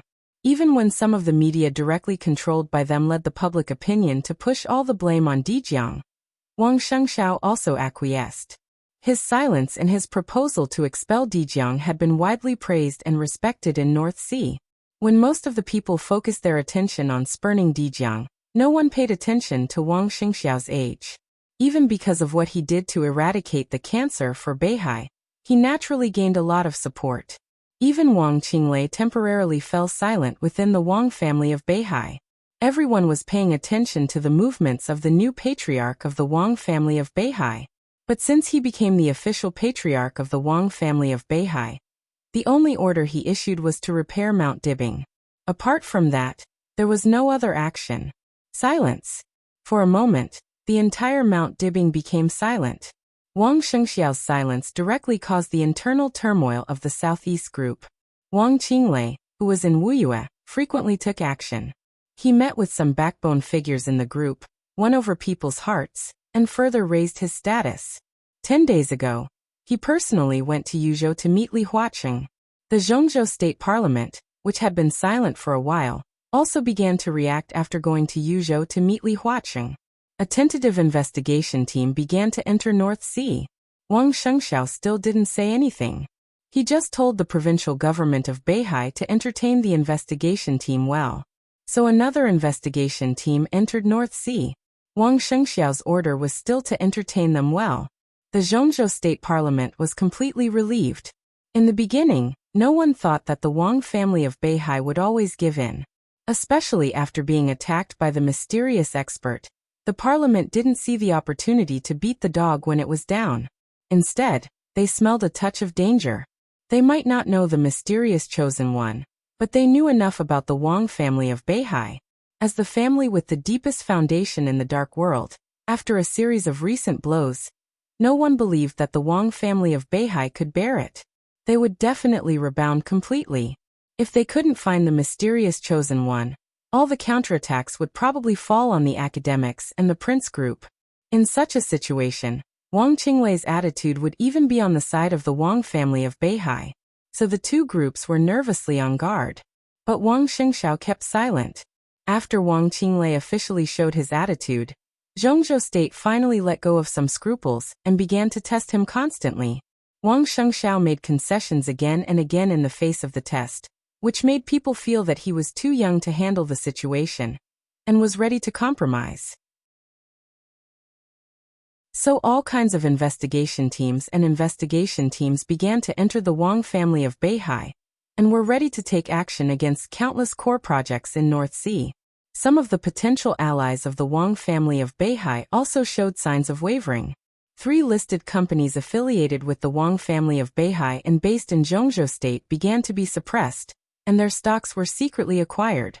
Some reports against the officials of the provincial government of Beihai began to fly to the Ministry of Supervision of Yuzhou like snowflakes, and some of the support that Zhongzhou State had provided to Beihai on a regular basis also began to be released. Countless news gathered on Wang Shengxiao's desk every day, and all of them were bad news. The suppression suddenly came from all sides. All of this was because of Wang Shengxiao's young age. Because of Summer Solstice's serious injury. It was also because of Wang Qinglei's positive attitude. In the face of the storm that gradually swept through the Wang family of Beihai, all Wang Shengxiao could do seemed to be silent. A plump and enchanting figure slowly walked into the construction site and came to Wang Shengxiao. She whispered, "Patriarch, Madam is calling you." The enchantress from the Wang family of Beihai. Now the Sky Academy and the Deep Sea Academy had passed the initial selection, but there was still some time before the new class began. During this time, the enchantress had been in Beihai province. Okay. Wang Shengxiao drank some water, stood up, and said casually, "Sixth sister, has my mother taken medicine?" "Yes, she has. Madam's recent injury is more stable," the enchantress whispered, and there was some relief in her eyes. A smile appeared in Wang Shengxiao's eyes. This might be the only good news for the Wang family of Beihai during this time. The night before the mysterious chosen one attacked Mount Dibing, Summer Solstice saw countless sword lights in the sky. Countless vitality on Mount Dibing gathered into her body. The injuries that had troubled her for many years were mostly healed overnight, and her completely broken foundation seemed to have the possibility to heal. However, her body, which had just mostly recovered, was seriously injured by the mysterious chosen one's sword again. Summer Solstice's injury was extremely serious, but it could still be regarded as good news. Because countless vitality was still playing a role. As long as her injury was healed this time, she had the possibility to return to her peak state. Summer Solstice temporarily lived in a side hall of Mount Dibing. In front of the side hall was a path that led to the foot of the mountain. The path had been temporarily repaired, and it looked very smooth. When Wang Shengxiao came over, there were already several cars parked in front of the side hall. Several elites of the internal security force were putting some simple luggage on the cars. Wang Shengxiao glanced at them, said nothing, and went straight in. Summer Solstice sat on the sofa in the living room, dressed neatly, but her face was as pale as paper. Tang Shi and Song Si were chatting with their mother-in-law. Song Si's abdomen was obviously bulging, and her mood seemed to be fragile because of pregnancy. Her big eyes were red and swollen, and it seemed that she had just cried. "What's wrong?" Wang Shengxiao glanced at Song Xiai and said with some concern, "Are you uncomfortable?" "No." Song Xiai shook her head and said nothing. "This silly child doesn't want to leave. He wants to stay with you," Summer Solstice said softly. Her injury was extremely serious, but it did not hinder her movement. But when she spoke, she was obviously a little out of breath. Song Xiai looked at Wang Shengxiao with some expectation in her eyes. Wang Shengxiao was silent for a while, then shook his head and said, "No. You have to leave for a while today." "How long?" Song Xiai asked softly, with a trembling voice. "It won't be long." Wang Shengxiao smiled and said, "When I stabilize the situation of the Wang family of Beihai, I will take you back. But the child is about to be born. I don't want to see you when the child is born." Song Xi's voice was hoarse. The gender of the child in her belly had been checked. It was a boy. After a long discussion with Wang Shengxiao, they decided to name it Haotian. Song Xiai was very looking forward to the child's future, but Wang Shengxiao was very determined to send them away. Song Xiai had mixed feelings. Thinking of the long separation, she felt a little wronged and even more humiliated. She was the woman of the patriarch of the Wang family of Beihai. When would she leave Mount Dibbing to take refuge? "I will be with you when I have time," Wang Shengxiao whispered. "I heard that you have withdrawn the people you sent out to look for her?" Summer Solstice changed the topic and whispered. "Yes." Wang Shengxiao nodded. "Why?" Summer Solstice looked into her son's eyes and asked. "Because it's not necessary. In the current situation, it's better if we can't find my sister. If we can't find her, no one can. The Wang family of Beihai can't help her for the time being. In this case, it's better to let it go." Wang Shengxiao was silent for a while and whispered.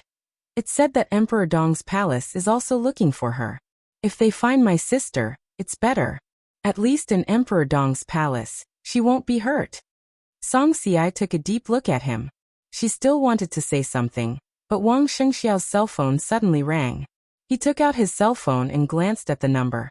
His eyes slightly narrowed. "Jingxin." The phone was connected. Wang Shengxiao's voice was very calm. "Shengxiao, I handed in the materials." On the other end of the phone, the voice of speaker Wang Jingxin of Lin and was steady. Wang Shengxiao's eyes suddenly lit up for a moment, and he said in a low voice, he agreed. "Yes, in the past half a month we have communicated 6 times. Just now was the 6th time. He took the initiative to find me and accepted our conditions." Wang Shengxiao took a deep breath and narrowed his eyes. At this moment, a kind of extremely violent killing intent gradually emanated from his body. The temperature of the whole hall seemed to become cold.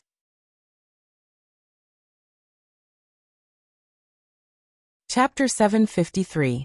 Throughout the hundreds of years of history of the Wang family of Beihai, this period of time could be regarded as their most difficult period.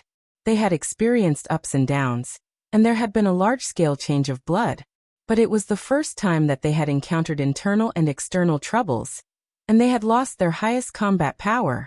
The Southeast Group, which had always been centered on the Wang family of Beihai, also suffered great pressure when the situation in Beihai was turbulent.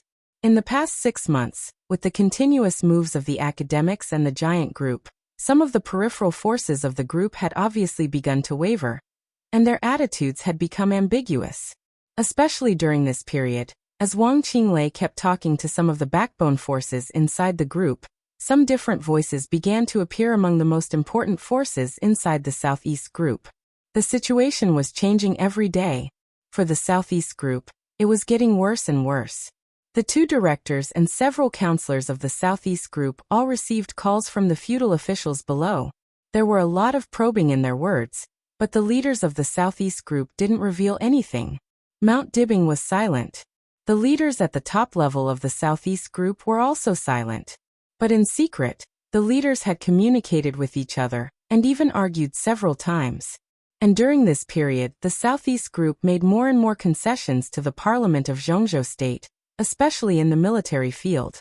When everyone thought that Di Jiang's resignation as the commander of the Border Control Corps and Dongqing Wudi's return to this position was the greatest show of goodwill of the Wang family of Beihai to the giant group, a few days later, everyone found that all this was just the beginning. In just half a month, the Navy of Zhongzhou State was extremely turbulent. General Nan, the deputy commander of the Navy, who was promoted by Dongqing Wudi, officially became the commander of the Navy of Zhongzhou State a week ago. And 3 days ago, the two trump card armies that had been controlled by the Southeast Group also changed hands and were replaced by capable generals who had served as high-level officers in the Border Control Corps. It was said that the Wang family of Beihai had begun to take action against the position of the Secretary General of the Army Headquarters. Although this position had been held by the Special Warfare Group, the Southeast Group and Dongqing Wudi had reached an agreement and decided to promote Bai Qingzhao to the position.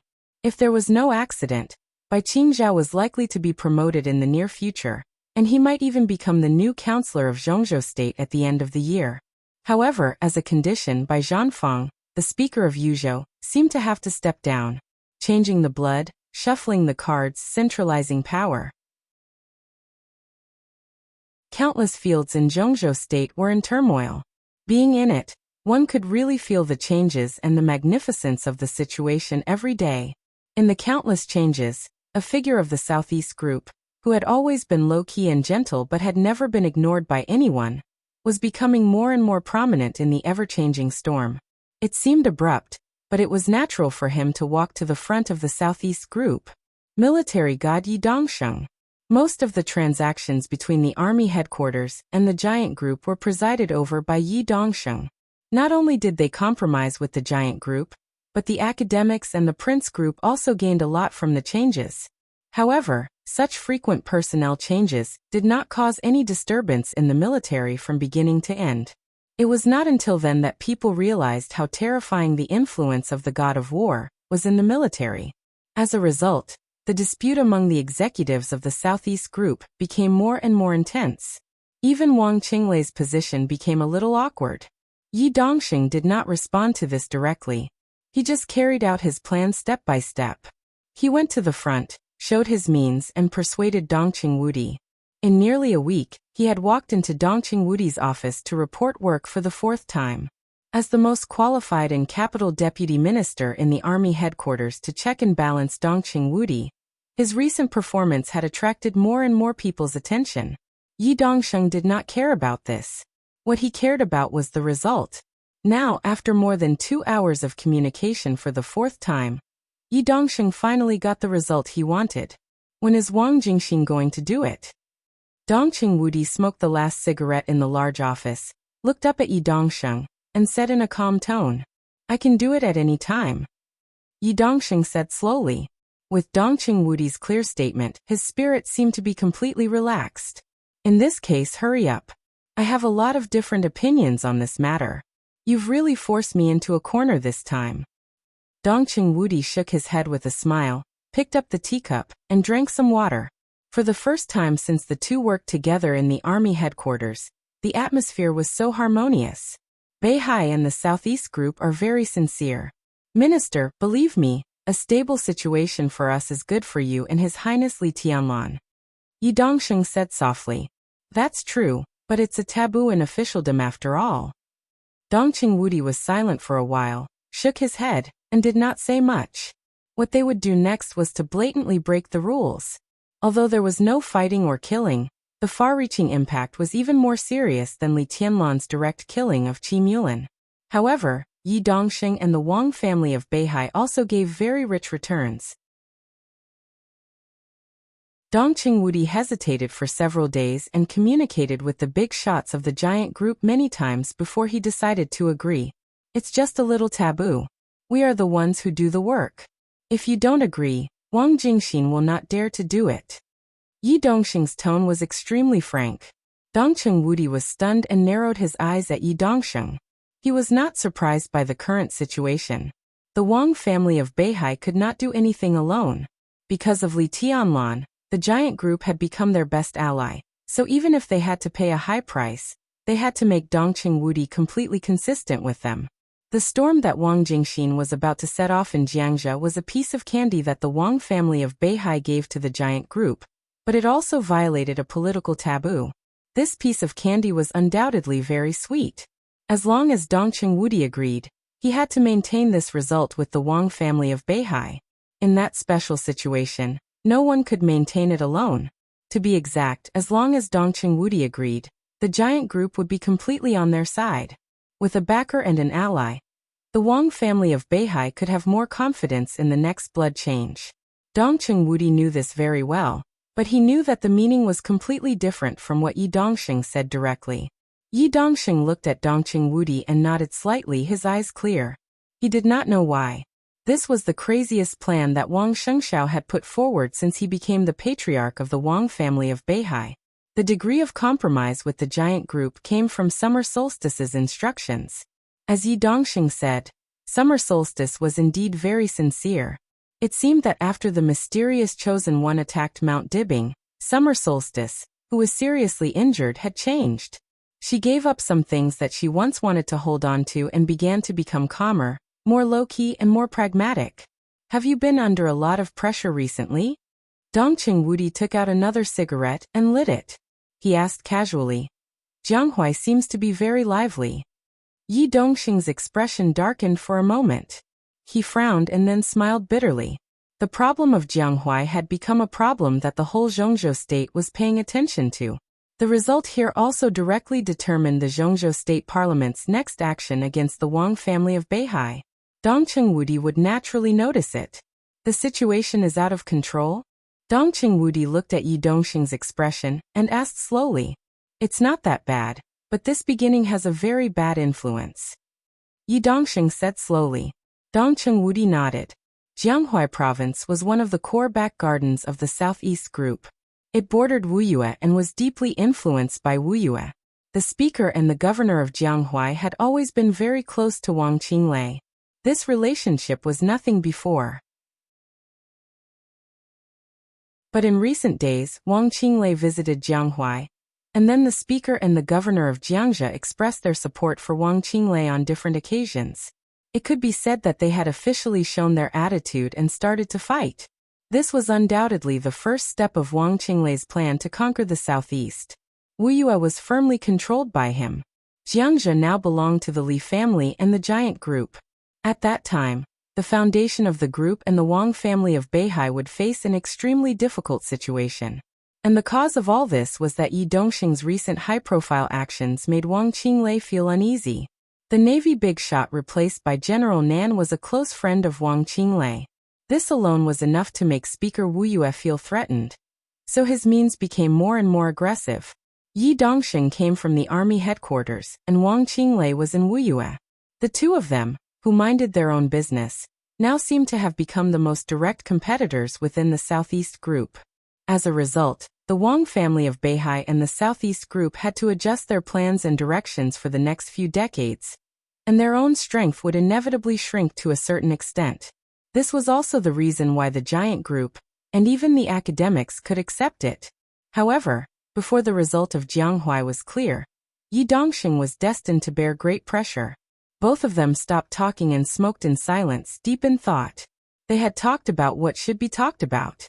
The next step was to wait. Waiting for the rainstorm. The shrill ringing of the phone suddenly rang in the office. The two people in the office were shocked at the same time and looked at each other. Dongqing Wudi took a deep breath and looked serious. He picked up the confidential phone in front of him. Okay, I got it. He said to the phone and hung up. Let's go. His voice was low and calm. The council is holding an emergency meeting. Yi Dongxing took a deep breath and subconsciously clenched his fists. Wang Jing was moved. The two looked at each other and walked out of the office one after the other. It was 10 o'clock in the morning on the 29th day of the first lunar month in Zhongzhou State. Just after the New Year, the entire Zhongzhou State and the entire Beihai suddenly welcomed an extremely violent rainstorm. The Ministry of Supervision, the Parliament, the Cabinet, and nearly 6 departments of Zhongzhou State received a report from Jiangzhou at the same time. Report Su Xinghe, the speaker of Jiangzhou, and the informant was the speaker of Lin and Wang Jingxin. A large amount of evidence appeared on the council's desk at the same time. In the face of numerous ironclad evidences, the parliament reached a consensus in the shortest time. They asked the Ministry of Supervision of Jiangxia to control Su Xinghe as soon as possible, and the Ministry of Supervision of Zhongzhou State flew directly to Jiangxia. It was 11 o'clock in the morning when the order was issued. It was sunny in Zhongzhou State. It was raining cats and dogs in Zhujiang. At 1:45 p.m., the Ministry of Personnel of Zhongzhou State directly issued a document and spread it all over Zhongzhou State. Su Xinghe's position as the chairman of Jiangxia Province was revoked. The governor of Jiangxia, Zhou Yuanshan, was appointed as the new chairman of Jiangxia. The transfer order of the Ministry of Personnel was sent to Huading at the same time. Dong Qingqiuqi was transferred to Huading as the Speaker of Wudong New Area. She served as the Deputy Speaker of Jiangxia, the Deputy Governor of the Provincial Government, and the Acting Governor. At 2:15 in the afternoon, the torrential rain spread from Zhujiang to Jianghuai. The Jianghuai governor was transferred without any preparation. Chairman Wang Jingxin was transferred to Jianghuai as the governor. There was no sign or brewing. The violent wind and rain swept through Zhongzhou State. When everything seemed to have settled down, it was 2 o'clock in the afternoon. The Wang family of Beihai Mount Dibing. 2 cars had gone down the mountain one after another. Tang Shi and Song Si's cars. Summer Solstice's cars. One after the other, they were getting farther and farther away. Wang Shengxiao stood on the stage, a formidable person, watching the cars getting farther and farther away, and finally disappearing. He took a deep breath, and his expression had become extremely calm. The enchantress stood quietly at the foot of the mountain, waiting for Wang Shengxiao's order. "Bring them," Wang Shengxiao's voice sounded. Before the thunder came, his voice sounded clear and cold on Mount Dibing. "Bring them all here."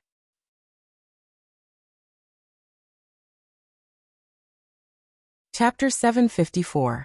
At 3:10 in the afternoon in the sanatorium, Saint received the news from Jianghuai and Jiangxia.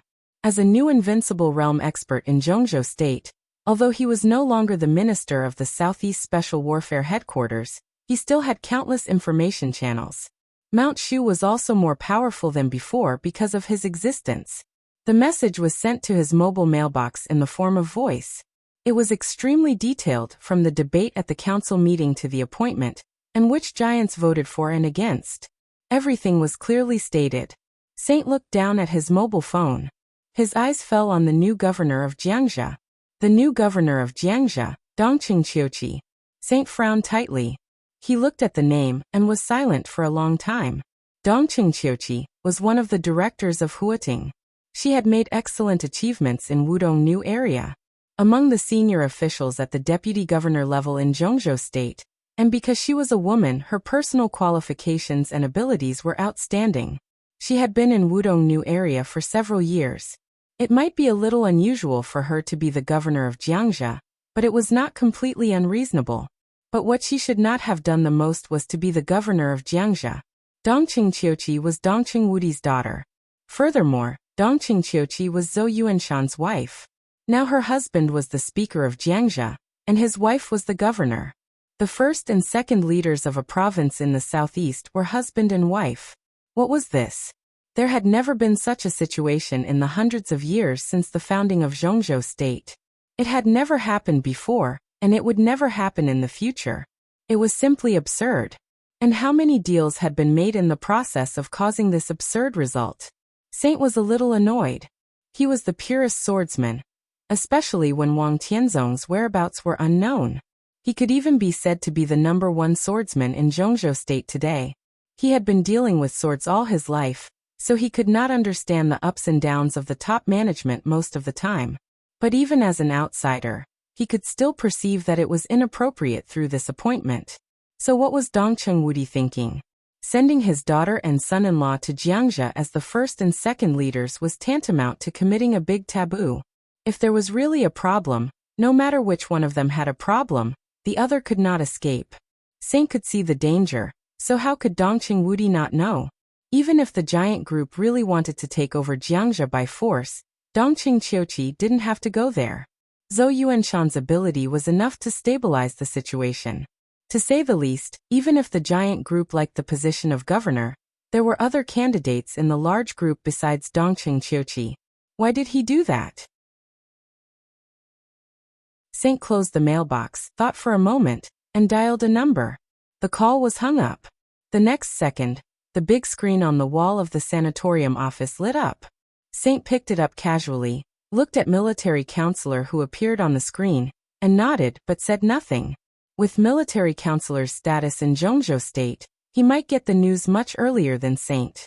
Although he had the strength of a top half-step invincible realm expert, he was not a pure warrior to some extent. Military counselor, the code name was enough to show his position in Samsara Palace. Saint could be sure that he would get the information faster and more detailed than him. Even the series of things that happened today were the result of military counselor's secret promotion. Have you eaten? Military counselor greeted him lazily. His face was a little red, and he looked sleepy. I had a dinner party at noon, so I drank a little more. I just got up.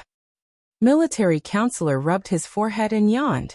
Do the things in Jiangxia have anything to do with you? Saint asked. A little. Military counselor nodded and said calmly. Why? Why did you do that? Saint stared at military counselor in the video, and his eyes were solemn. Dongqing Qiuqi and Zhou Yuanshan are in the same province. There may be big problems.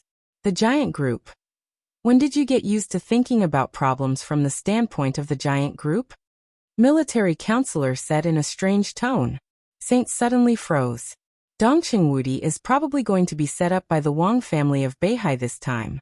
But on the whole, it's not a bad thing. I have some friends in the giant group, but many of them don't like me. I don't care what they do, and I'm not obliged to be responsible for them. Before I retire, I will only think about problems from the standpoint of Tianlan. Tianlan and the giant group, neither of them represents the other. I don't see how it's good for the palace master to do so much. Saint's tone was calm, but everyone could hear the difference in his tone. In front of Li Tianlan, Saint and military counselor basically called each other the same way, calling him Your Highness. But when Li Tianlan was not there, military counselor directly called him by his name, while Saint called him Palace Master. Obviously, no matter what happened in the future, Saint would stay in Samsara Palace. As for military counselor Flaming Fire, who had left at the beginning and perhaps many others, they would choose to help Li Tianlan once and quietly retire after completing their missions. Military counselor took a deep look at him and said softly, That's because you don't know the information. I may not know, but do you think the giant group doesn't know? Dongqing Wudi is in charge of the army headquarters. Will he be set up by the Wang family of Beihai? Saint asked faintly. Oh, the giant group, Dongqing Wudi. Dongqing Wudi knows some information, but the giant group may not. All this information was suppressed by Dongqing Wudi. Judging from the result this time, Dongqing Wudi was indeed set up once, but he did it willingly. Military counselor chuckled. Make it clear. Saint was a little confused. The motion to transfer Dongqing Qiuqi has been going on for a while. The original intention of the giant group was to transfer Dongqing Qiuqi back to Zhongyuan to serve as the governor of Zhongyuan province, and transferring her to Jiangxia happened recently. At first, Wang Jingxin communicated with Zhou Yuanshan, and then Yi Dongsheng communicated with Dongqing Wudi. The reason is very simple.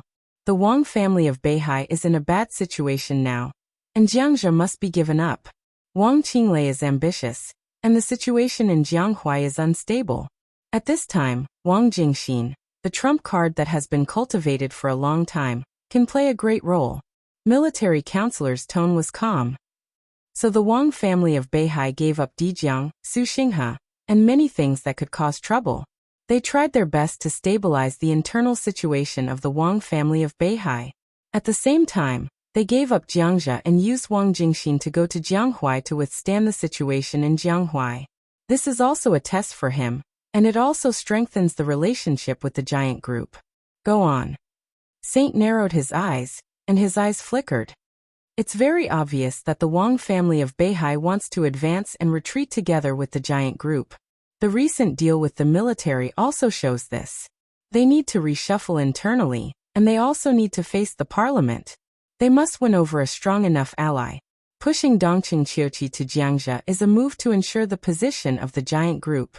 It's too sensitive to put Dongqing Qiuqi and Zhou Yuanshan together. But since this transfer has become a fact, they won't move in a short time.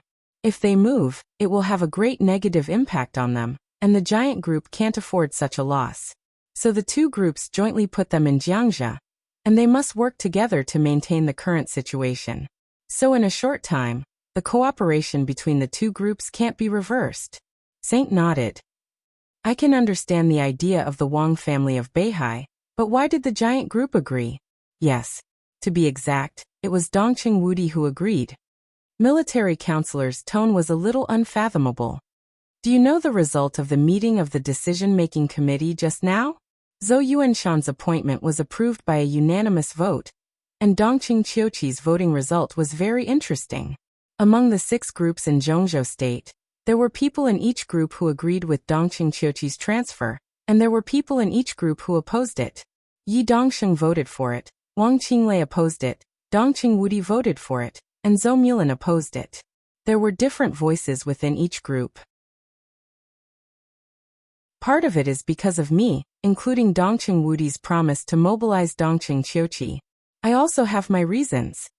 Saint's body shook slightly. You went to see Dongqing Wudi. Not only Dongqing Wudi, but I also went to visit Bai Zhanfang. Saint said slowly. What identity did you go with? Saint's tone was solemn. That's my current face. I used the identity of military counselor. Military counselor laughed. Saint didn't speak for a long time.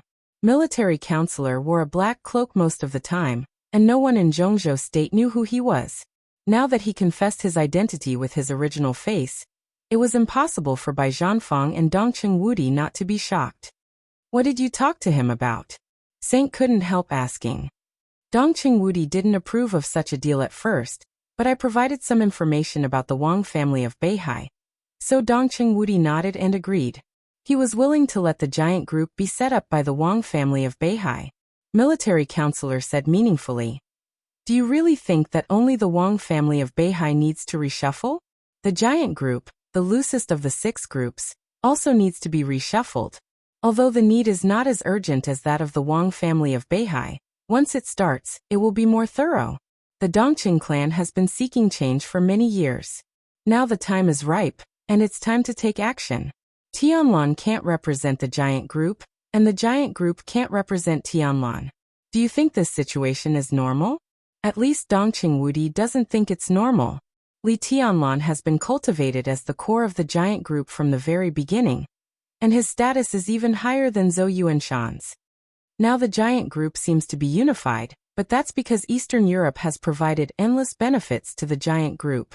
Dongqing Wudi has long wanted to change this situation. Military counselor said softly. In that case, why didn't Dongqing Wudi agree to the Wang family of Beihai's request at the beginning? Saint asked. Because Dongqing Wudi underestimated Wang Shengshao at the beginning and didn't know his determination. Military counselor smiled. I told him and he naturally had no scruples. Saint looked at the screen and was silent for a long time. If that's the case, he muttered, the strength of the giant group may shrink significantly. But the cohesion of the core will not change. Military counselor said blandly, and it's not necessarily the giant group. Maybe it's the Donghuang group? As for the shrinking strength you mentioned, do you really think that the trump card in my hand is useless after so many years of operating in Zhongzhou State? Saint took a deep look at him and said coldly, Are you so impatient? I'm too tired these years. It's time for me to retire. Military counselor looked at him and smiled sincerely, but there was some interest in his eyes. When the situation is clearer, I should go to the desert and have a showdown with Tianlan. Saint said no more. He silently hung up the phone and looked out of the window at the sky. Under the storm, an undercurrent that was enough to change the future pattern of Zhongzhou State had surged. Obviously, except for Dongqing Wudi, no one in Zhongzhou State seemed to be aware of this undercurrent.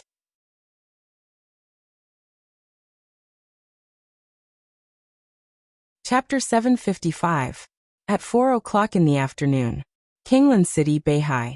A luxury bus slowly drove into the No. 0 Air Force Base in Beihai Province. The No. 0 Air Force Base was the largest Air Force base of the Beihai Corps.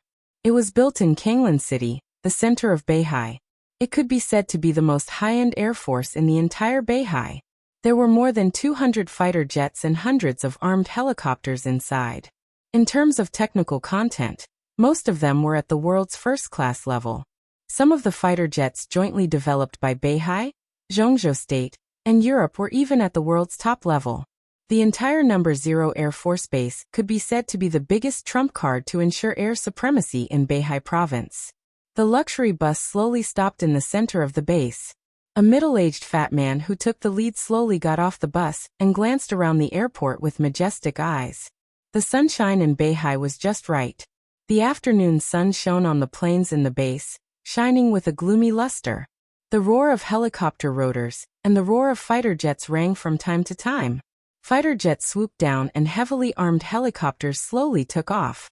A large number of soldiers in the base were busy doing daily maintenance.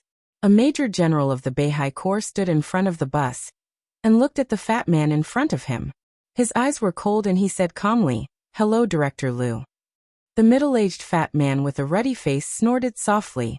He ignored the major general's outstretched palm and said with a fake smile, "Are you in charge of the Air Force of the Beihai Corps?" "I'm in charge of this No. 0 Air Force." The major general narrowed his eyes, withdrew his palm, and said, "General Wang, you can't meet Director Liu because of a temporary matter. He asked me to apologize on his behalf." Humph. The fat man's face darkened for a moment, and he said sarcastically, "General Wang is really arrogant." Not only him, but more than a dozen men and women behind him also looked unhappy. The major general twitched the corner of his mouth, clenched his fists, and didn't speak. Wang Yu was the deputy commander of the Beihai Corps and the commander of the Air Force. He was in charge of all the air forces of the Beihai Corps and had the rank of general. Usually he was like Director Liu, who dared to speak ill of Wang Yu behind his back, let alone in front of him. Did the Wang family of Beihai really have the guts to step on them now? The major general took a deep breath and looked at the unhappy faces in front of him. He gritted his teeth and said in a deep voice, "Director Liu, please. I have nothing to say to you." With a straight face, the fatty said in a gloomy tone, "Can you represent the North Sea Air Force on some matters?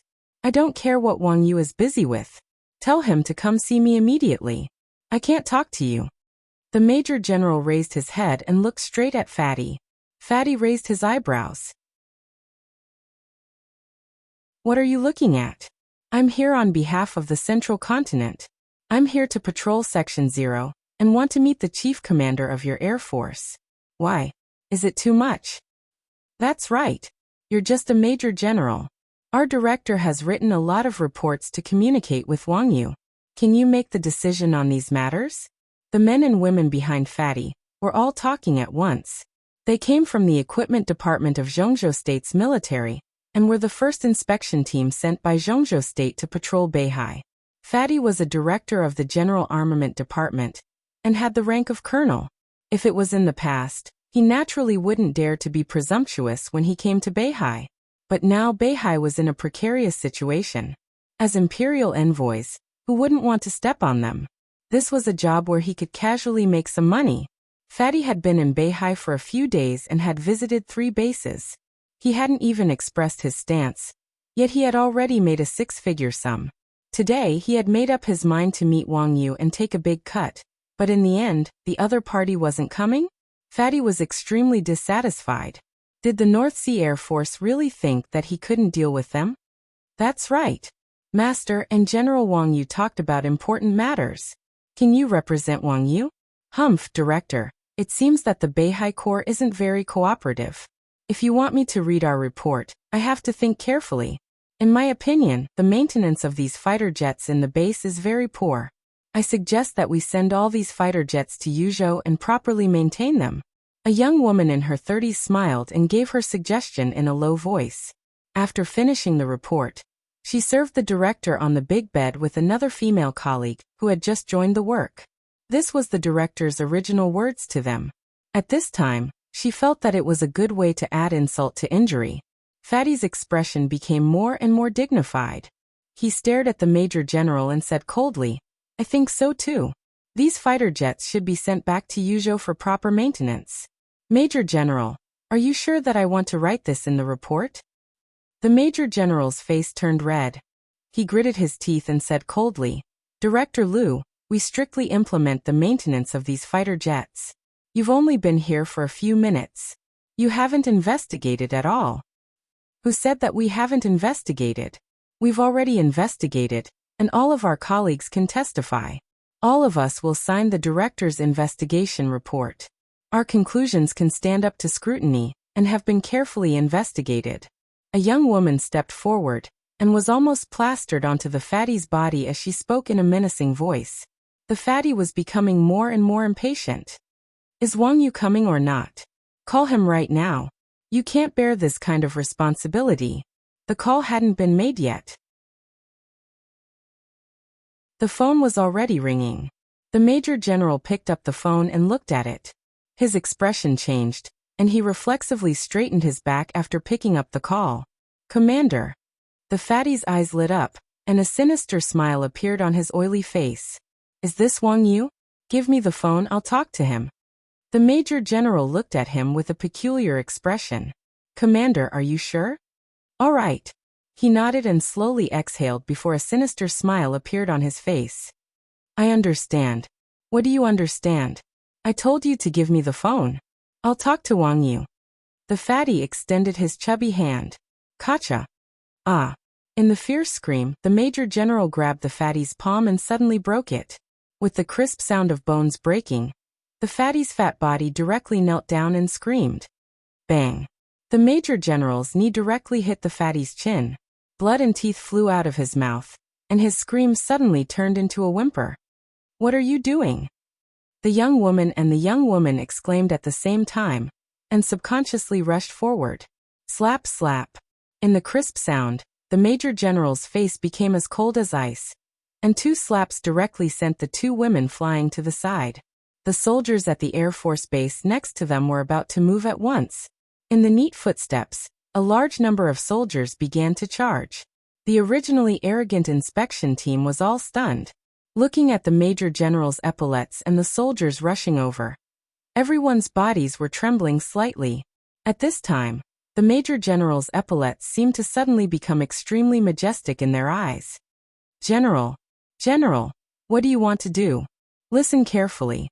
The Major General took 2 steps forward, pulled up the fatty, who was sobbing in a cold sweat, and threw him to the soldiers. "My name is Jiang Cheng, the commander of the No. 0 Air Force Base, the Major General of the Beihai Corps. If you can go back, write a report. Remember, my name is Jiang Cheng." His eyes swept over everyone in the inspection team, and he said coldly, "Tie them up and send them to Mount Dibbing. The Patriarch wants to see them." "Patriarch?" Wang Shengxiao. Everyone's heart shook. Wang Yu didn't come. What did Wang Shengxiao want to see them for? Buzz. An ear-piercing alarm rang throughout the base without warning. Countless signal lights were shining in the base. The next moment, all the soldiers in the base moved. In the sight of the inspection team, all the fighter jets took off, and the roaring helicopters were densely packed. An indescribable iron-blooded and resolute aura emanated from Jiang Cheng's eyes. He looked at the inspection team in front of him, as if he were looking at a dead man. The fatty's face was pale, his legs trembled, and he directly peed his pants. He knew what the scene in front of him meant. This was a war alarm. A war alarm of the highest level. The moment the alarm sounded, it meant one thing. The entire No. 0 base, even the entire Beihai, would completely enter a state of war at this moment. "General, please enter the command room immediately. General Wang Yu is waiting for you for a meeting." A soldier raised his hand to salute, and his voice was calm and solemn. "Okay, I'll go right away." Jiang Cheng nodded, glanced at the horrified inspection team, and sneered, "Send them to Mount Dibbing." The ferocious soldiers rushed over and bound their bodies before tossing them onto the plane one after another. Some of them fell in the wrong position, so they were kicked to the side. All of the members of the inspection team were trembling in silence. In that instant, Everyone could sense the astonishing hostility emanating from the bodies of the North Sea Legion soldiers. It was like the most extreme outbreak after a long time of holding back. The fatty, whose palm was broken, was sweating all over his body. He didn't know if all this had anything to do with the inspection team, but he had a hunch that he might have made a mistake. A big mistake. The plane took off in his panic and flew to Shenzhou City. Through the window, the members of the inspection team looked at the land outside. Countless airplanes were taking off outside the window, and inside the base, countless soldiers were loading ammunition. The huge muzzles of the cannons were slowly rotating as they got into operation. Further away, from the Kanglan River to the North Sea, warships were gathering one after another. A huge object was faintly discernible in the sea, turning into a blurry silhouette. Countless B-Stinger fighters, which were smaller than normal fighters but faster, roared in the air and finally landed on the behemoth in the sea. That was the aircraft carrier of Beihai. The codename was City on Sea. Autumn Water, Floating Island, Queen City, Port of Tongtian. Everyone was moving. More than 200,000 troops of the Beihai Corps were completely surging at this moment. All kinds of troops, including the sea, land, and air, were constantly gathering. The fatty was obviously not the first, and there was no special enemy. 15 inspection teams were arrested almost at the same time. Then they got on the plane and flew to Mount Dibbing. Some unfinished reports were also gathered at Mount Dibbing. The fatty's report was not the most intense. In his report, he said that the maintenance of the Wang family of Beihai's Air Force was extremely perfunctory. He suggested that Zhongzhou State transfer back all the fighters of the Wang family of Beihai for maintenance. Of course, there was no need to return to Beihai after the maintenance. But there was more than one report that was even more outrageous. Some inspection teams thought that the senior management of the Beihai Corps had committed serious malfeasance. Some inspection teams thought that many enterprises of the Wang family of Beihai were destroying the interests of Zhongzhou State. Similarly, some inspection teams thought that the Beihai provincial government had been seriously overstaffed over the years. More than a dozen reports and more than a dozen suggestions, none of which was good. It was suggested to transfer back the fighters, withdraw the warships, cancel the cooperation with Beihai, and investigate the senior officials of the Beihai provincial government. At the same time, there was a proposal that directly asked Beihai to report all the nuclear warheads stored in Beihai province, and the base should be supervised by Zhongzhou State. It required Beihai to hand over the launch codes of the nuclear warheads, and the permission of the Wang family of Beihai to use them. If this series of suggestions was really adopted, the entire Wang family of Beihai would completely lose control of Beihai province. In all aspects, the strength of the Wang family of Beihai would be seriously reduced, and it would become a first-line wealthy family in Zhongzhou State from the strongest wealthy family in the dark world. Wang Shengxiao's silence seemed to make everyone misunderstand something. Therefore, the inspection teams completely looked down on the Wang family of Beihai, and their reports became more and more radical. At 6 o'clock in the afternoon, the night shrouded Mount Dibbing. Countless inspection teams were pushed to the top of Mount Dibbing. They walked up the steps leading to the stage of Formidable Person, and looked at the figure standing beside the stone of Formidable Person. Wang Shengxiao turned his back to them, and looked at Beihai in front of him. The waves were surging, and the huge waves slapped on Mount Dibbing, roaring incessantly. Wang Shengxiao, do you know what you are doing? Do you want to commit treason? I'm warning you, let us go immediately, and Beihai must hand over. An engineer of the inspection team who enjoyed the treatment of deputy governor said loudly.